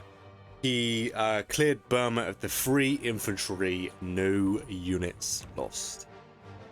Outstanding round for UK. Not a single UK turn has been a letdown. Except, I suppose, UK 1, where I got the double hit back in 7. But besides that, UK has had the time of their life, killing a bunch of Axis units with great value. Yeah, truly an outstanding turn for UK. Further supported Novo, further stacked Finland, and moved planes to dead zones 36 from my fleet again. And yeah, bought 2 more bombers, so you can expect more bombing raids to occur in this game. And he's gonna, it looks, from the looks, it looks like he's gonna start to like use the units that he's using to stack to start to trade Germany down and buy a lot of air with UK. It's the playstyle I tend to try and go for as UK.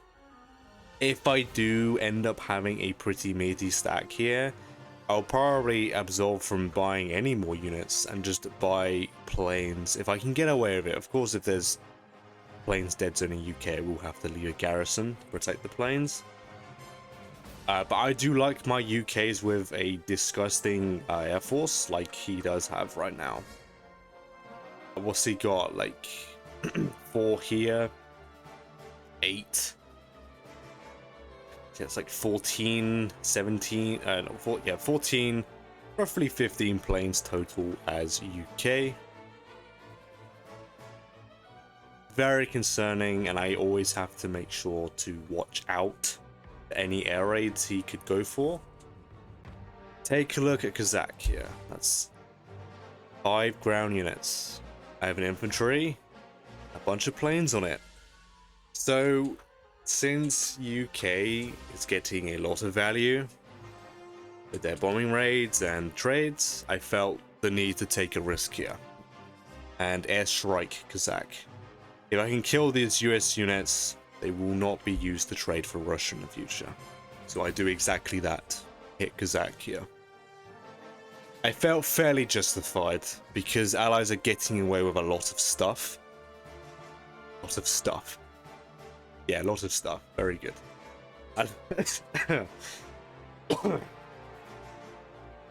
getting away with taking battles rather cheaply, I should say. To keep it precise here. Yeah, so I felt fairly justified hitting this. So the Japan buy here for Japan 9, 8 infantry, 1 artillery, 1 fighter, 1 more bomber. Yeah, took back Burma, killing 2, losing 1. Failed Xinjiang. Failed the 1-to-1. Yeah, I thought, why not go all in with a risky turn this turn? Since I'm already air ready Kazakh. Let's try a 1-to-1. Failed, of course. Hit Kazakh, killing a tank, artillery, 3 infantry, losing a infantry fighter. Which, despite the plane loss, I was actually fairly happy with the result. It was a pretty risky strike from me anyway. To lose only 1 plane, I'm fairly satisfied. What is that? That's 9, 19 IPC for 13. A little bit of profit there for Japan. Killing 5 for 2. I'll take that. I'll definitely take that. That's a very good ratio to kill. He left that stack fairly undefended without an AA gun. So I'm very happy with that air raid.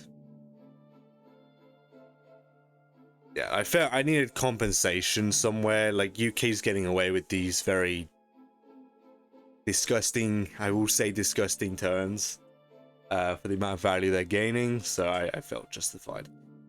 Killed 2 units and vlogged no units lost, so that was a very good turn for Japan, despite the 4 hitbacks. I'm keeping the Ivenki stack. I kind of have to because I've committed Germany, and it's a fairly important tile to keep stacked because it does it stops Russia stacking Kazakh with allies. And I prefer Japan here to always threaten that double stack. And it keeps the Japanese planes in range of 3 with their bombers, and of course 5 with their fighters. A very effective spot for aircraft for Japan. Of course, keeping the chain going through Siberia, and I stacked Szechuan here. And Yunnan. I still gotta respect the can opener from US in Burma here, so I do have to keep you know, stacks here. Gotta protect CN61 as well. Yeah, I'm still collecting men off the islands and applying a pressure to Alaska and Western US here.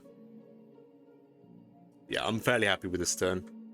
Germany's very, very strong. They're not going to be falling anytime soon, despite the SBRs, bombing raids. And Japan's getting up there with their strength. UK is, for my taste, inflated in strength, but I'm not saying he's misplaying his UK at all. I think he's playing his UK very well. I do like to keep my UK AP relatively low because I'm trading against Germany. But I am playing in a way that preserves Germany, so I don't think Allies have had much choice. So yeah, it's like, I think that's -10 in Berlin, or it's -8. I think that's -10. I think I get a better screenshot in the future. I think USA had a 40% on France. I felt that was fairly fine to offer because US ruins their shuck. I felt like it was fine offering that good of odds because the amount of value allies are getting in their trades. So if they want to risk it and then they get bad dice, that would only benefit. All right, so I've actually written here that is actually -16. Berlin is at -16. It looks like a 0 or an 8, but I've written in the notes that that is -16. US has gone for a 7 infantry, 2 artilleries, and a fighter purchase. Bombed Berlin for another 3, and then that is a 1-to-1 trade for West Russia. Look, you can see US is also taking West Russia. All right, so yeah, of course, further shuck to Finland, and US is moving their units through TJ in India, of course. Oh, it is -18. I guess I can't count. No, okay, no, they've done more damage. So it was at -15, but it's gone to -18. Fairly nasty to deal with for Germany. You see Moscow at -3. Okay, so Russia 10 with 4 infantry, 2 more artilleries. Very interesting turn Russia took. I was not expecting him to hit Ivanki at all. I did not expect it. Do I mention what I actually offered? I actually don't know the odds that he had on there. I'm actually going to calculate it now because I don't remember the odds and I've not actually written it down in my notes. I don't think I offered a very good battle to Russia. I don't think I did. I think he wanted to do the 1-2 with Russia UK. Yeah, okay. Yeah, I didn't offer a good battle to him, so I'm actually still confused why he hit it. So Russia had an 18% on Ivanki. Let me go to my notes here. So I've written here, Ivanki surprised me. He traded, well, with this result here, he killed 9, losing 18, which is horrendous. That's a very bad result. I don't know why he took it. He only had an 18% on the target anyway, at a -17 attacker profit. So it really wasn't a good battle, and it's one of those battles that if he took anyway and got the average result, Russia can't recover. Russia hasn't got the income to support the losses. So I've written here, the AP attack power suggests Allied lead with several rounds of fortunate 1-to-1 and 1 to 2 trades plus recent bombing raids, I would have thought allies would have felt comfortable. I mean, I'm not wrong. I do like the German position. I do like the Axis position, but allies have gotten a lot of value. So maybe I have bias to my own side, but I didn't think allies would roll on that. I didn't feel like they needed to. I didn't feel like it felt the risk. The better risk would have been to have rolled on France. I would have thought the US had like a 40% on it. Taking battles like this with Russia is more risky because Russia doesn't really have the economy to support an attack like that. But I guess he didn't like my air raid on Kazakh. And he was looking for more fortune, that's what I put. Axis were very lively, killing 18 infantry, which is very bad. He took back Vologda, killing 2, losing 2, so yeah, very lively. Got a hit back in Archangel, killed 2, losing 1, and then he lost 2 more units in Ukraine. So that was a very, very active turn for Axis, all against Russia.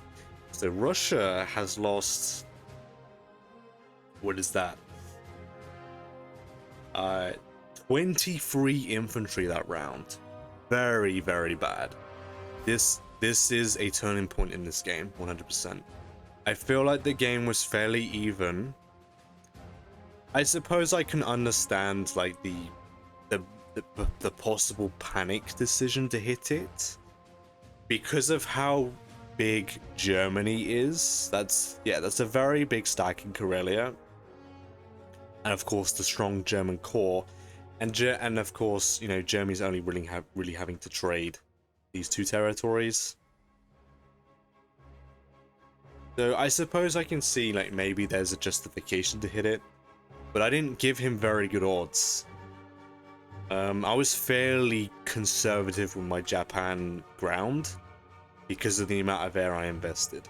I calculated this result. It's hard to tell how long the battle went on for. I didn't ask my opponent how it went on for, but the estimated duration is roughly 4.5 rounds. So this was a long battle, but I guess it was around a 3-round strafe considering the result. If it was a 3-round strafe, this would mean that this was a top 4% result for Japan and a top 35% for Russia respectively. So, yeah, very good result for Japan, top 4%. Alright, Germany 10, I bought 5 infantry and saved. 0 repair on Berlin, so it's still at minus 18, but I saved and only bought for Karelia and Italy. I just didn't see the value in repairing when UK has 4 bombers that could hit Berlin again. And 2 US bombers. I just didn't feel like the allied trend of good rolls on Berlin was going to change, so I just saved. If allies roll on Berlin, the maximum amount of damage they can do is 2. And I just do a full buy for Berlin next turn. So, yeah. I just didn't feel like it was worth repairing, just for them to bomb it to the ground again. So I saved. Gave up France, stacked Berlin, Baltic, and Karelia. Blitzed Xinjiang for German income, took back Ukraine, no units lost, and took back West Russia. 1-1 flawless round for Germany. Very good turn for Germany. Very, very nice. Yeah, good stuff. France is dead zoned, if I'm not mistaken. Berlin's safe, Baltic's safe. I have to make sure that allies don't break Karelia. That was a very bad turn for Russia. So the only thing that matters now is holding Karelia for the rest of the game. I feel like I'm a little ahead now, despite all the trades that allies have been getting away with and the SPRs. That result, Russia cannot recover from, and you can see the amount of markers I've put here. That's a lot of Russian units exposed. If I can kill them all, Russia's only got 5 infantry here, 8 here, tank and 2 fighters. Russia's very weak now if I can kill all these units. Of course, I'm also reinforcing Evenki because I have to respect the UK strike. Infantry, 2 tanks, and like 7 planes are in range. Yeah, even the bombers are in range, so he has a lot of attackers on Evenki. Yeah, so I've written I have to respect the UK attack on Evenki, so I've sent up extra plane to support it. I'm fine with that. Berlin and Evenki are solid holds. Karelia is around an 80% hold. Or allies have an 80% to win. I don't actually know that it... But whatever, allies have an IPC profit on Karelia of a minus 160. So even if they have a 20% or an 80% on it, beyond expensive to clear, they can't go for that. It's very bad. UK 10. UK had a very good round, of course. They've like 9 out of the 10 rounds so far this game, they've had outstanding rounds. Another 7 infantry and another bomber for UK, did another 6 damage to Italy, another 4 damage to Karelia. That is minus 18 for Berlin, minus 6 for Italy, and minus 4 for Karelia. Disgusting SBR damage. Absolutely disgusting. Took France and Northwestern for free, and of course took Burma, no units lost. Flawless round again for UK. Looks like allies are still committing to the Novo stack, further shucking into Finland. But yeah. Yeah, the UK, continues to be very dangerous. I mean, what is that? That's like 11 fighters and like 4 bombers in range of like the China areas. It's very dangerous. So yeah, that is now 36 IPC total damage across 7 air raids, 0 bomber lofts, which is beyond average I've written so far. I can only be thankful that Germany has bought only ground this game. Yeah, so yeah, I can only be thankful that Germany's core is very strong, where I can absorb these absurd rolls that allies are getting. Yeah, here's a closer screenshot of Europe. Yeah, minus 6, minus 18, minus 4, and minus 3. Here we are. So, allies aren't respecting my air force at all, like I am with the UK Air Force. So I do continue to air raid any units I can in the center of the board because of how low this allied count in the center of the board is. It's very low now. Japan's building up pretty significantly in China. The air will not save and will not stop future stacking that Japan will get in the future. It's getting dangerous. I'm going to try and exploit that by air raiding units. If you're going to leave mini stacks exposed to a massive Japanese air force, I will air raid them. The average loss roughly on these air raids is 1 plane loss for 3 to 4 to 5 units.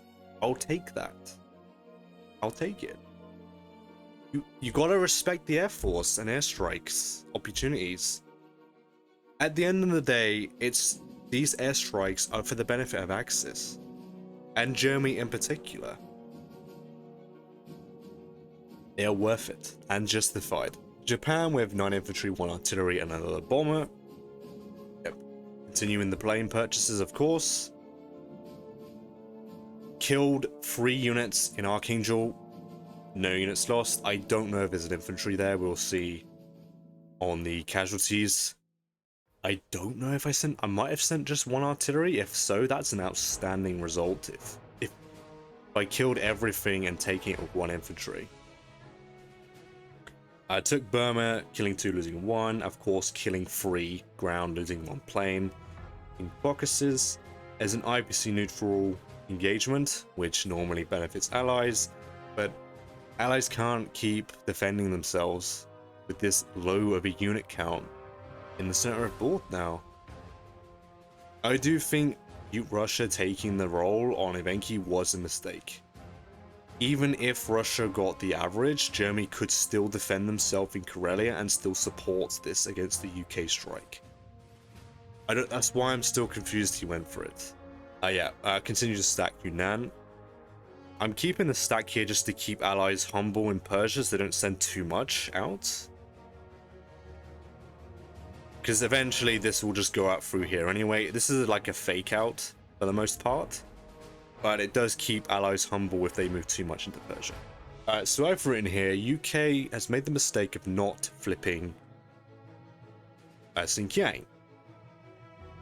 On paper, it seems fine because if UK flipped it with a tank blitz, that would be +1 to Japan income.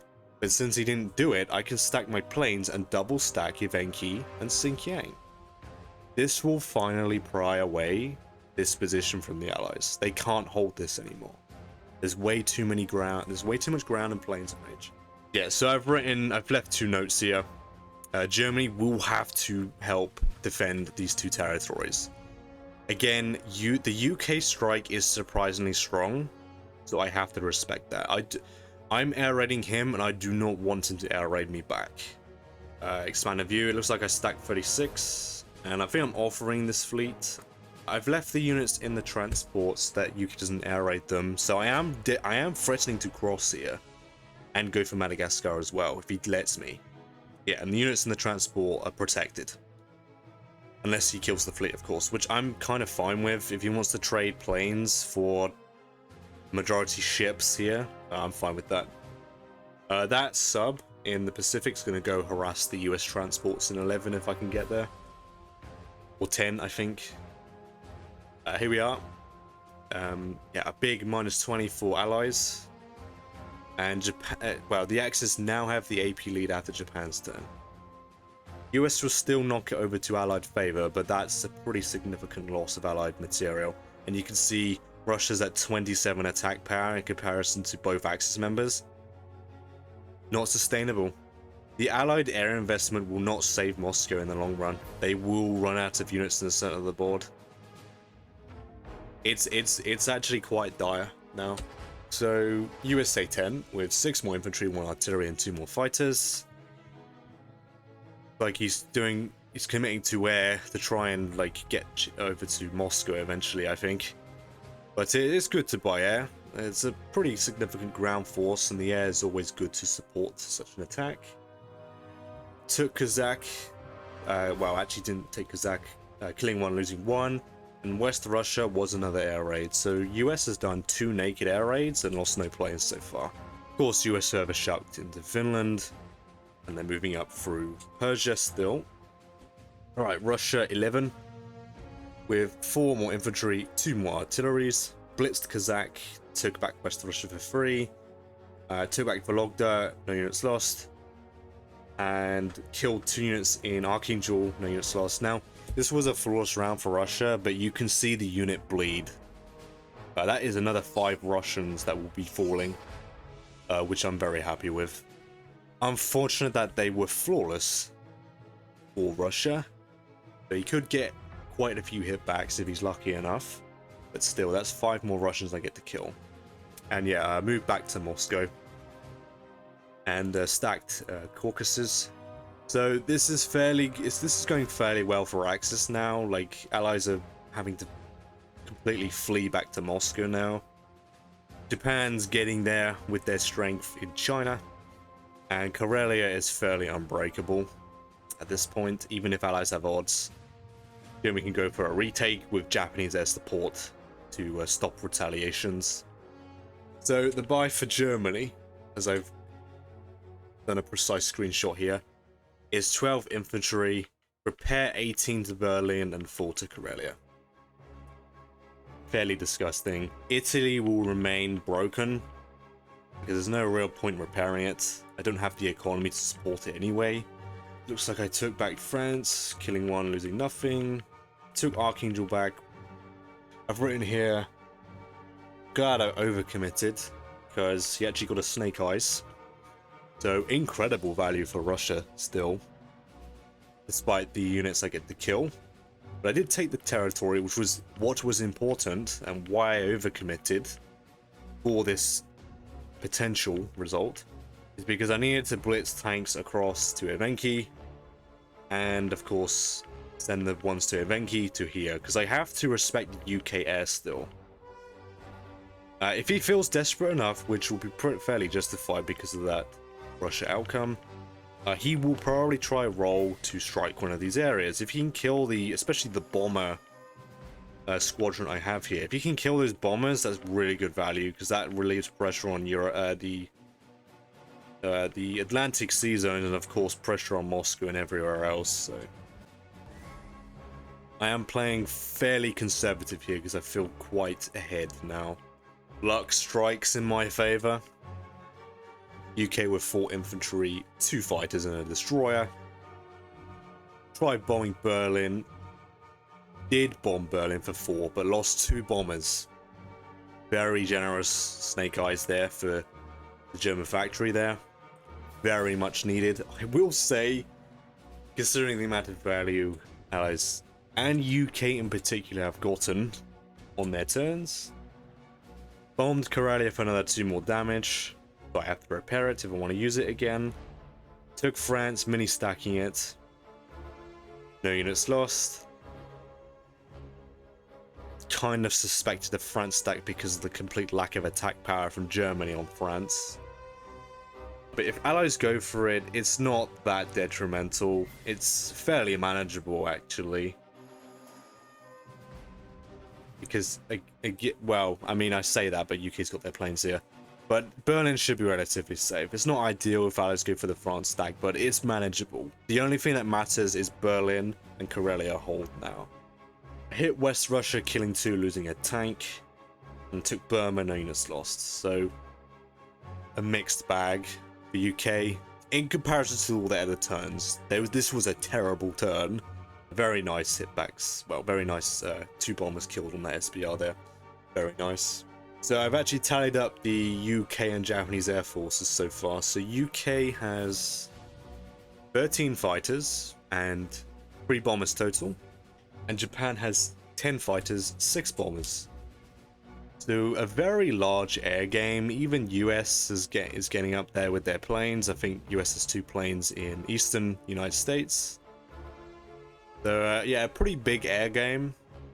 Which games like this are always interesting because you always have to look for the air raids, the can openers, all that sort of technical stuff. It does get fairly convoluted when you're trying to work out your moves. Japan, 11 with 10 infantry, 1 more bomber. Decided to try SBRing myself. Russia's hurting quite a bit, so if I can deal damage to their main factory, it's going to add up. Because eventually they're going to lose the Caucasus position of these recruit slots. So I'm going to start stacking up damage on Moscow again. I think it's at -8 right now because Russia's not repaired it because they've been relying on Caucasus, if I'm not mistaken. Yeah, took Novo Kazakh 4-3. Took back Burma, losing an infantry. Killing 2. Took Vologda, killing 2, losing nothing. That's a very good result. I do expect UK to clear it with their tank planes, though. And killed the UK destroyer in 35. I am giving away my destroyer, because, well, I don't really need it anymore, because Allies don't have any subs in the Pacific anymore. So I felt it was fine to kill that destroyer. And yep, it looks like, yeah, keeping the Evenki stack. I'm shifting to more of a Szechuan stack, and I'm actually ceding this Yunnan position. I've left the AA gun there. It's just Allies have so much, well, UK has so much air. I don't want to hold this. It's fairly expensive to hold against the air raid, and I'd rather just push forward now and apply the pressure on Moscow. So I've given it up, but I left an AA gun so that if Allies can open Burma, they might still lose planes to the tank air raid. Tank plus air raid. Yeah. Yep. Of course, stockpiling bombers. Got 6 now. And yeah. Allies have to start overstacking their territories. I've already revealed my cards that I'm going to start air raiding if they leave anything understacked. So, and they are overstacking their territories now. I think I sent 3 bombers to Moscow, so rolling 5 is below average, but I'm happy to not lose a bomber. That's what matters most. War report, again, keeping it even. I do think this war report doesn't really reflect the board anymore. 150 a pack. Been speaking for so long, start tripping over my own words. 150 attack power. With Germany, is essentially they're unkillable at this point. Berlin will not fall in this game, even with a potential France stacking coming, that massive Finland stack. Germany is fairly well preserved.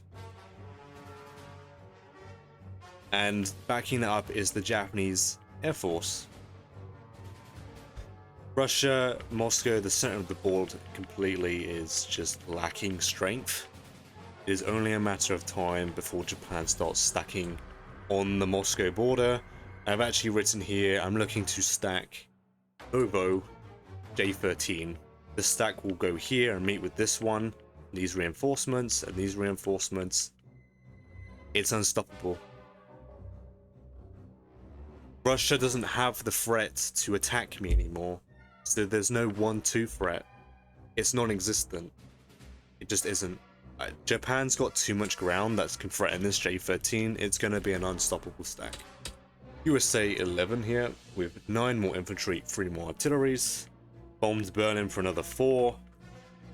And took Karelia, perfect, 1-1. Stacked France, kept Finland stacked, but moved units into Norway. It seems like he suspects I might roll on it. Now, I'd never actually calculated my odds on France, because I never intended on rolling France when I saw this. Doesn't matter what odds I had. I have no attack power. I'm reliant on my planes. I just didn't think it was worth the risk. So even if I had odds, I was never going to roll on it. So US has moved these units here in retaliation to me attacking. I'm pretty sure. It also bypassed the destroyer purchase, so he can still pressure Berlin with these units, and the destroyer block just doesn't stop US picking the units up. Not that I'd think it matters, because UK just clears the destroyer, but this doesn't really make a difference. But I'm not worried about it. Normally it's a death clock on Berlin, but Germany is 150 attack power. It's not really that concerning. I feel fairly safe. Russia 12 with 6 infantry and repaired Moscow. I mean, Russia's still making some good money, but they're just bleeding units. So they're not actually preserving anything at this point. Okay, so yeah, blitzed. I mean, blitzed with Russia attack, but you still put a unit there anyway. Very bad result in Vologda. Lost. Well, he killed 2, losing 2 infantry and artillery. Very, very nice bleed damage on Russia there. Very, very nice. Yeah, that just kills Russia a lot quicker. And look, you can see there's just so many Russians that are going to be dying this turn. Russia's going to have 8 infantry, 2 artilleries. There's nothing. There's nothing. I do feel like he's over-trading with Russia. I do feel like he needs to start limiting, especially after that bad result. He's being fairly aggressive with Russia still. There's still 4 attacks with Russia, plus the unit bleed to west of Russia. He cannot do enough damage to Japan or Germany. It's just not worth the risk. Despite the bad result he got in Vologda, he's also overcommitting to Archangel, for example. And Kazakh. Like, these units are dead. I have so much air range, my trades are so efficient, Russia cannot keep up, even with the Allied air support. So I've written here, France is not ideal, but Karelia must be held to stop the flood. Allies are relying on the 1-2 pressure on Karelia, and with Japanese air support permanently in range of G key holdings, there will be a lot of variance in dice if they roll. Now, with this turn here, I felt pretty confident being fairly aggressive. I could see the killing blow on Moscow. Japan's gonna mount crazy amount of units in literally like a turn or two away. So I felt like this is the time to guarantee some Russian deaths with Germany and go out my way with Germany to kill these Russians before UK does anything weird to try and save them, right?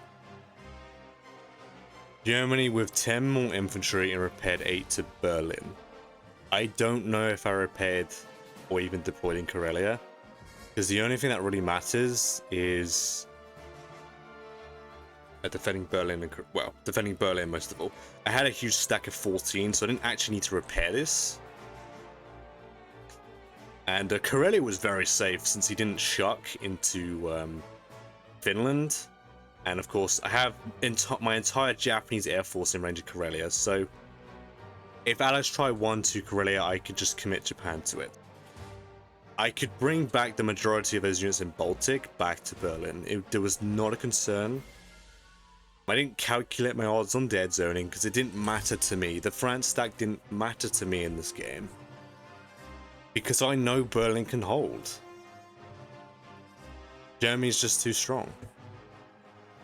Alright, so yeah, this is a very good round for Germany. So I hit Kazakh with the 2 tanks and of course the air force. So 2 tanks and a plane to kill these 2 units, I'm pretty sure. Yeah, I killed both of them, losing a tank. I was fine with that. The reason I killed Kazakh in particular, since I wasn't actually going to hit Kazakh, but I changed my mind. So I've written here, if UK does not trade it back and or stack Persia, Japan can actually stack Kazakh and also Vologda this round, putting immense pressure on Moscow. So if UK does not trade Kazakh here, it's devastating. Also, Vologda. If UK doesn't trade Vologda, I can stack it with this stack and J planes. In addition, if UK does not trade Archangel, Japan can go there instead. So Japan is actually getting a stack on the border. So I've actually put an AA gun here to actually give Archangel as like a last resort. So I took Archangel flawlessly. That's another incentive why I put the AA gun forward. Because I took 0 losses and I don't want UK using their infantry tank and air force without some risk.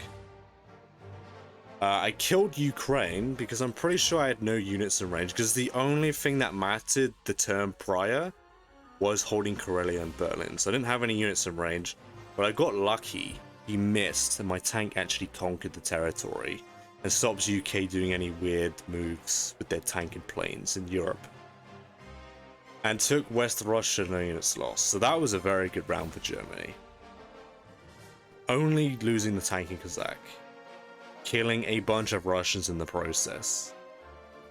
Outstanding round for Germany. So taking Kazakh also stops UK tank blitz into Xinjiang, so it stops UK killing those free infantry. I was trying to protect my Japanese units as much as I can with Germany. I wanted to stop that potential tank air blitz. Allies have a 35% on Karelia, and they have 0 odds on Berlin. The plan is to slowly bleed Germans back to Berlin. This stack should never really grow. And if Allies are going to pull from Scandinavia, then I can start pulling units back from Karelia. If Allies let me. UK with another 9 infantry, 1 more bomber. Dealt another 12 damage to Berlin. Took Italy for 3. Took back Burma, no units lost. But failed Kazakh. UK tried doing one of their one-to-one trades again. He didn't sack a plane for Kazakh. He may have felt that it was fine to do so, but I do think he should have sacked the plane.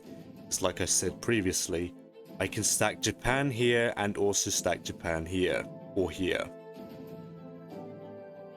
That's the knockout blow. It's right there. That's the knockout blow. Japan can probably buy the Moscow timing next round. I just have so many units in range and such a massive air force. It does not really matter that UK has 9 fighters here. Either way, Allies will be losing Moscow or India within the next couple turns. It's just not feasible, or it's just... Allies can't maintain it. They can't. There's far too little units in the center of the board.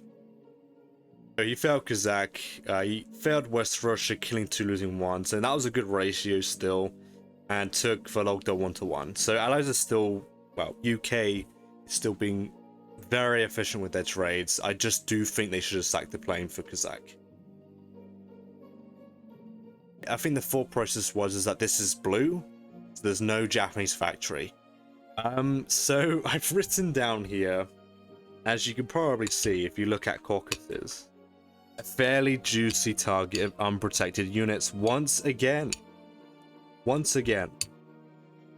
The Allies have left me to potentially strike. I mean, how much air do I have in range? What is that?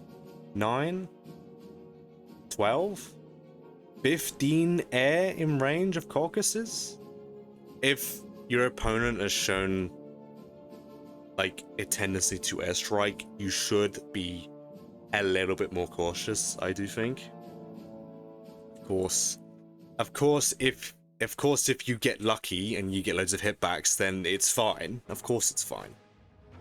But I think the average is only 3 plane losses. So I'm trading 3 units for 8. When the center of the board is already critically low on units, that is a big opportunity for Japan to go for. I'm able to stack Kazakh safely despite UK moving into Persia. Russia has 0 threat on Kazakh. If they strike it, Moscow falls. It's literally that simple because I'm moving into Archangel at the same time. They can't hit it. They're dangerously low on men. They can't hit Kazakh. So the only threat on Kazakh is UK. The only threat. US is not in this. It doesn't matter if US hits it or not. Even more so if I airstrike Caucasus. I can stack Kazakh without German planes, so it's very safe. Very safe. Germany does not need to support it, but I can. I can buy 3 bombers for Manchuria this turn. I will have a rough 97% on Moscow J13. There you are. There's the knockout blow. I go exactly for that. 5 infantry, 3 bombers for Japan. Take Alaska for 3. I'm pretty sure it was exposed. Or there are units here, but I'm just doing it to drain US units the wrong way. I airstrike Caucasus, and it went spectacularly well. I killed 8 units for the price of 1 bomber. That is what you call an airstrike. That is an airstrike, and that's how you do it. That is a top 3.4% result. Outstanding result for Japan. 3.4%. The battle went for 2 rounds. I think that's roughly a... If the battle went on for 1 round, it was roughly a top 12%. But since I actually rolled worse in the first round, It's actually a 3.4%, but he rolled really bad. I think he only got a hit back the second round, so yeah, that is an airstrike. That's how you do it, baby. Oh yes, that was pure ecstasy. Seeing the play go out way better than expected was just so beautiful to see. I stacked Vologda, losing an infantry, took Novo, no units lost, took Burma, losing an infantry, stacked Kazakh. I sent a few planes to Karelia just to make it very expensive for allies to pry open. I think they had around a 50%, maybe even better. But I'm intentionally sacking these 2 planes just in case Germany needs to move down to Baltic. I was completely happy sacking planes. But yeah, very good round. And yeah, 3 bombers to Karelia. So I've got 9 bombers and around 8, potentially 10 fighters if I keep these 2. If Joe doesn't move. But yeah, very good round for Japan. So yeah, here's the war report.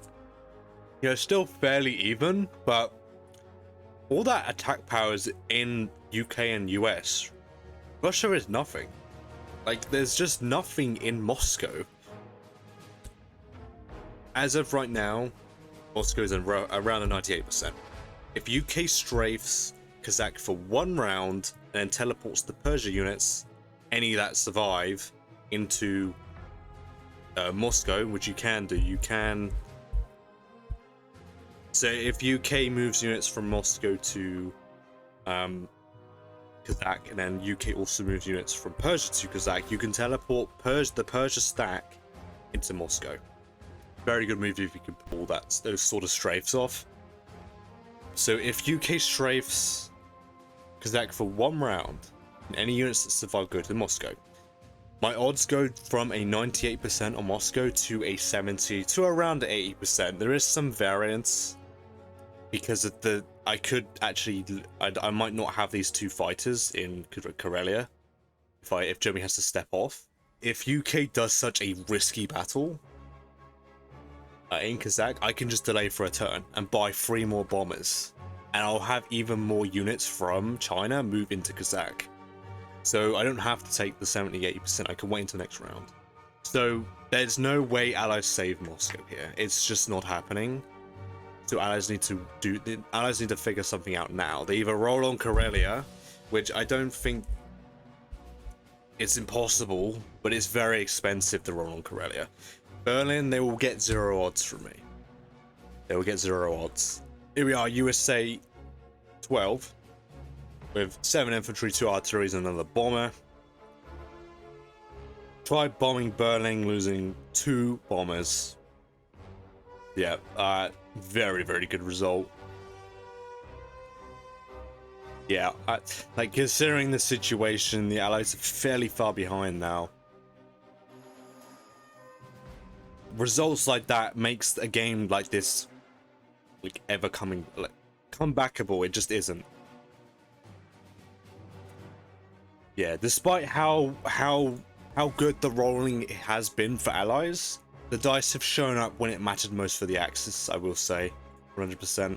Like Evenki and that air raid, plus the several air raids Japan has done against Russia in particular, it's just too much. And how turtled or porcupine my German play has been, overly defensive my German play has been. Germany is so strong. He took back Alaska, no units lost. Germany. Oh, actually, let's go on to Russia first. Hang on. Yeah, of course, US shucked to France. I don't think I have odds to clear, but it doesn't matter. It's not a concern. Allies have a split stack, combined stack now, which is actually arguably fairly worse. Russia with 5 more infantry and repaired. Moscow, of course. Another unit drained to West Russia, and got a really bad result in Archangel. Yeah, killed 2 infantry, 1 AA gun, and an artillery, losing a fighter and 2 infantry. He did take the territory, but that's just pretty much sealed Moscow's fate at this point. I buy 6 more infantry, 2 more artilleries, and repair 10 to Berlin, I think. I don't have enough units to reinforce that, but I just repair 10. Yeah, it took West Russia, failed Italy. Yep. Killing 1, losing 1. Perfect 1-to-1 in West Russia. Ignored Archangel because the bleed doesn't matter. I could just send these 3 guys here anyway. Japan can clear it up and still have outstanding odds on Moscow. And I reinforce Kazakh with 3 planes and a tank. Just to make it sure that if UK hits it, they bleed very hard. So even if they get a good result, Moscow is most likely still going to fall. Berlin's safe. Doesn't require Japan to reinforce. Meaning that I can defend Karelia. You allies have a 50-50 coin flip on a 1-2 at a whopping minus 108 IPC for allies, so there's pretty much no hope. They would need to get like a top 0.1% result for this to make an impact. And yeah, overstacked Kazakh. That is the end of the game. Allies looked at the board and thought, no, this is not recoverable. Moscow falls, and India will fall shortly after. With Karelia being unbreakable, and Berlin also being unbreakable. Yep, so forfeited. He could have rolled on Kazakh to see, he could have tried rolling Karelia, but I gave no odds on Kazakh, and it was very expensive to roll on Karelia, so I can understand why they forfeited. GG and well played to AOK here. This was a very good game. He put a very good fight. And this is the war report. The game suggests it's even, but the position suggests otherwise. It's why don't rely on the war report. It's the position that kind of matters a little bit more than the war report's statistics. Yeah, very GG and well played to AOK. This was a very good game, I thought. Yeah, he definitely gave me a run for my money. Still, it was a very dicey game. Both Axis and Allies had very good dice. I can only be grateful that my German play was ultra conservative. I stack shifted when possible. I went for as much income as I could for Germany as possible. I was fortunate in the first round with Season 7 in particular, but that's pretty much the only thing in the early games. That kind of, it preserved the German battleships so I could influence Africa a little bit. I strafed TJ, it didn't go as well as I wanted it to, but I still killed the UK units, and of course I stacked Egypt. USA killed the German battleship, you know, USA 3, that's like the normal timing that US can do. And then, Germany got a few extra infantry from the Africa income. But ultimately, I had a plan at the very start of the game. And I did commit to it, the full ground for Germany. I would have, less efficient trades, but the idea was to get the early front stack. Get the early stack shifting, set up a few stacks of stack shift. Allies could have a fairly easy med-shuck, but it doesn't matter, really, because Germany went full ground at the very beginning of the game, and then with my Japan, by round 4, I started buying planes. It was like a plane a turn, it went up to 2 planes a turn, and I think that was like that for the rest of the game. So it was a fairly air-heavy Japan.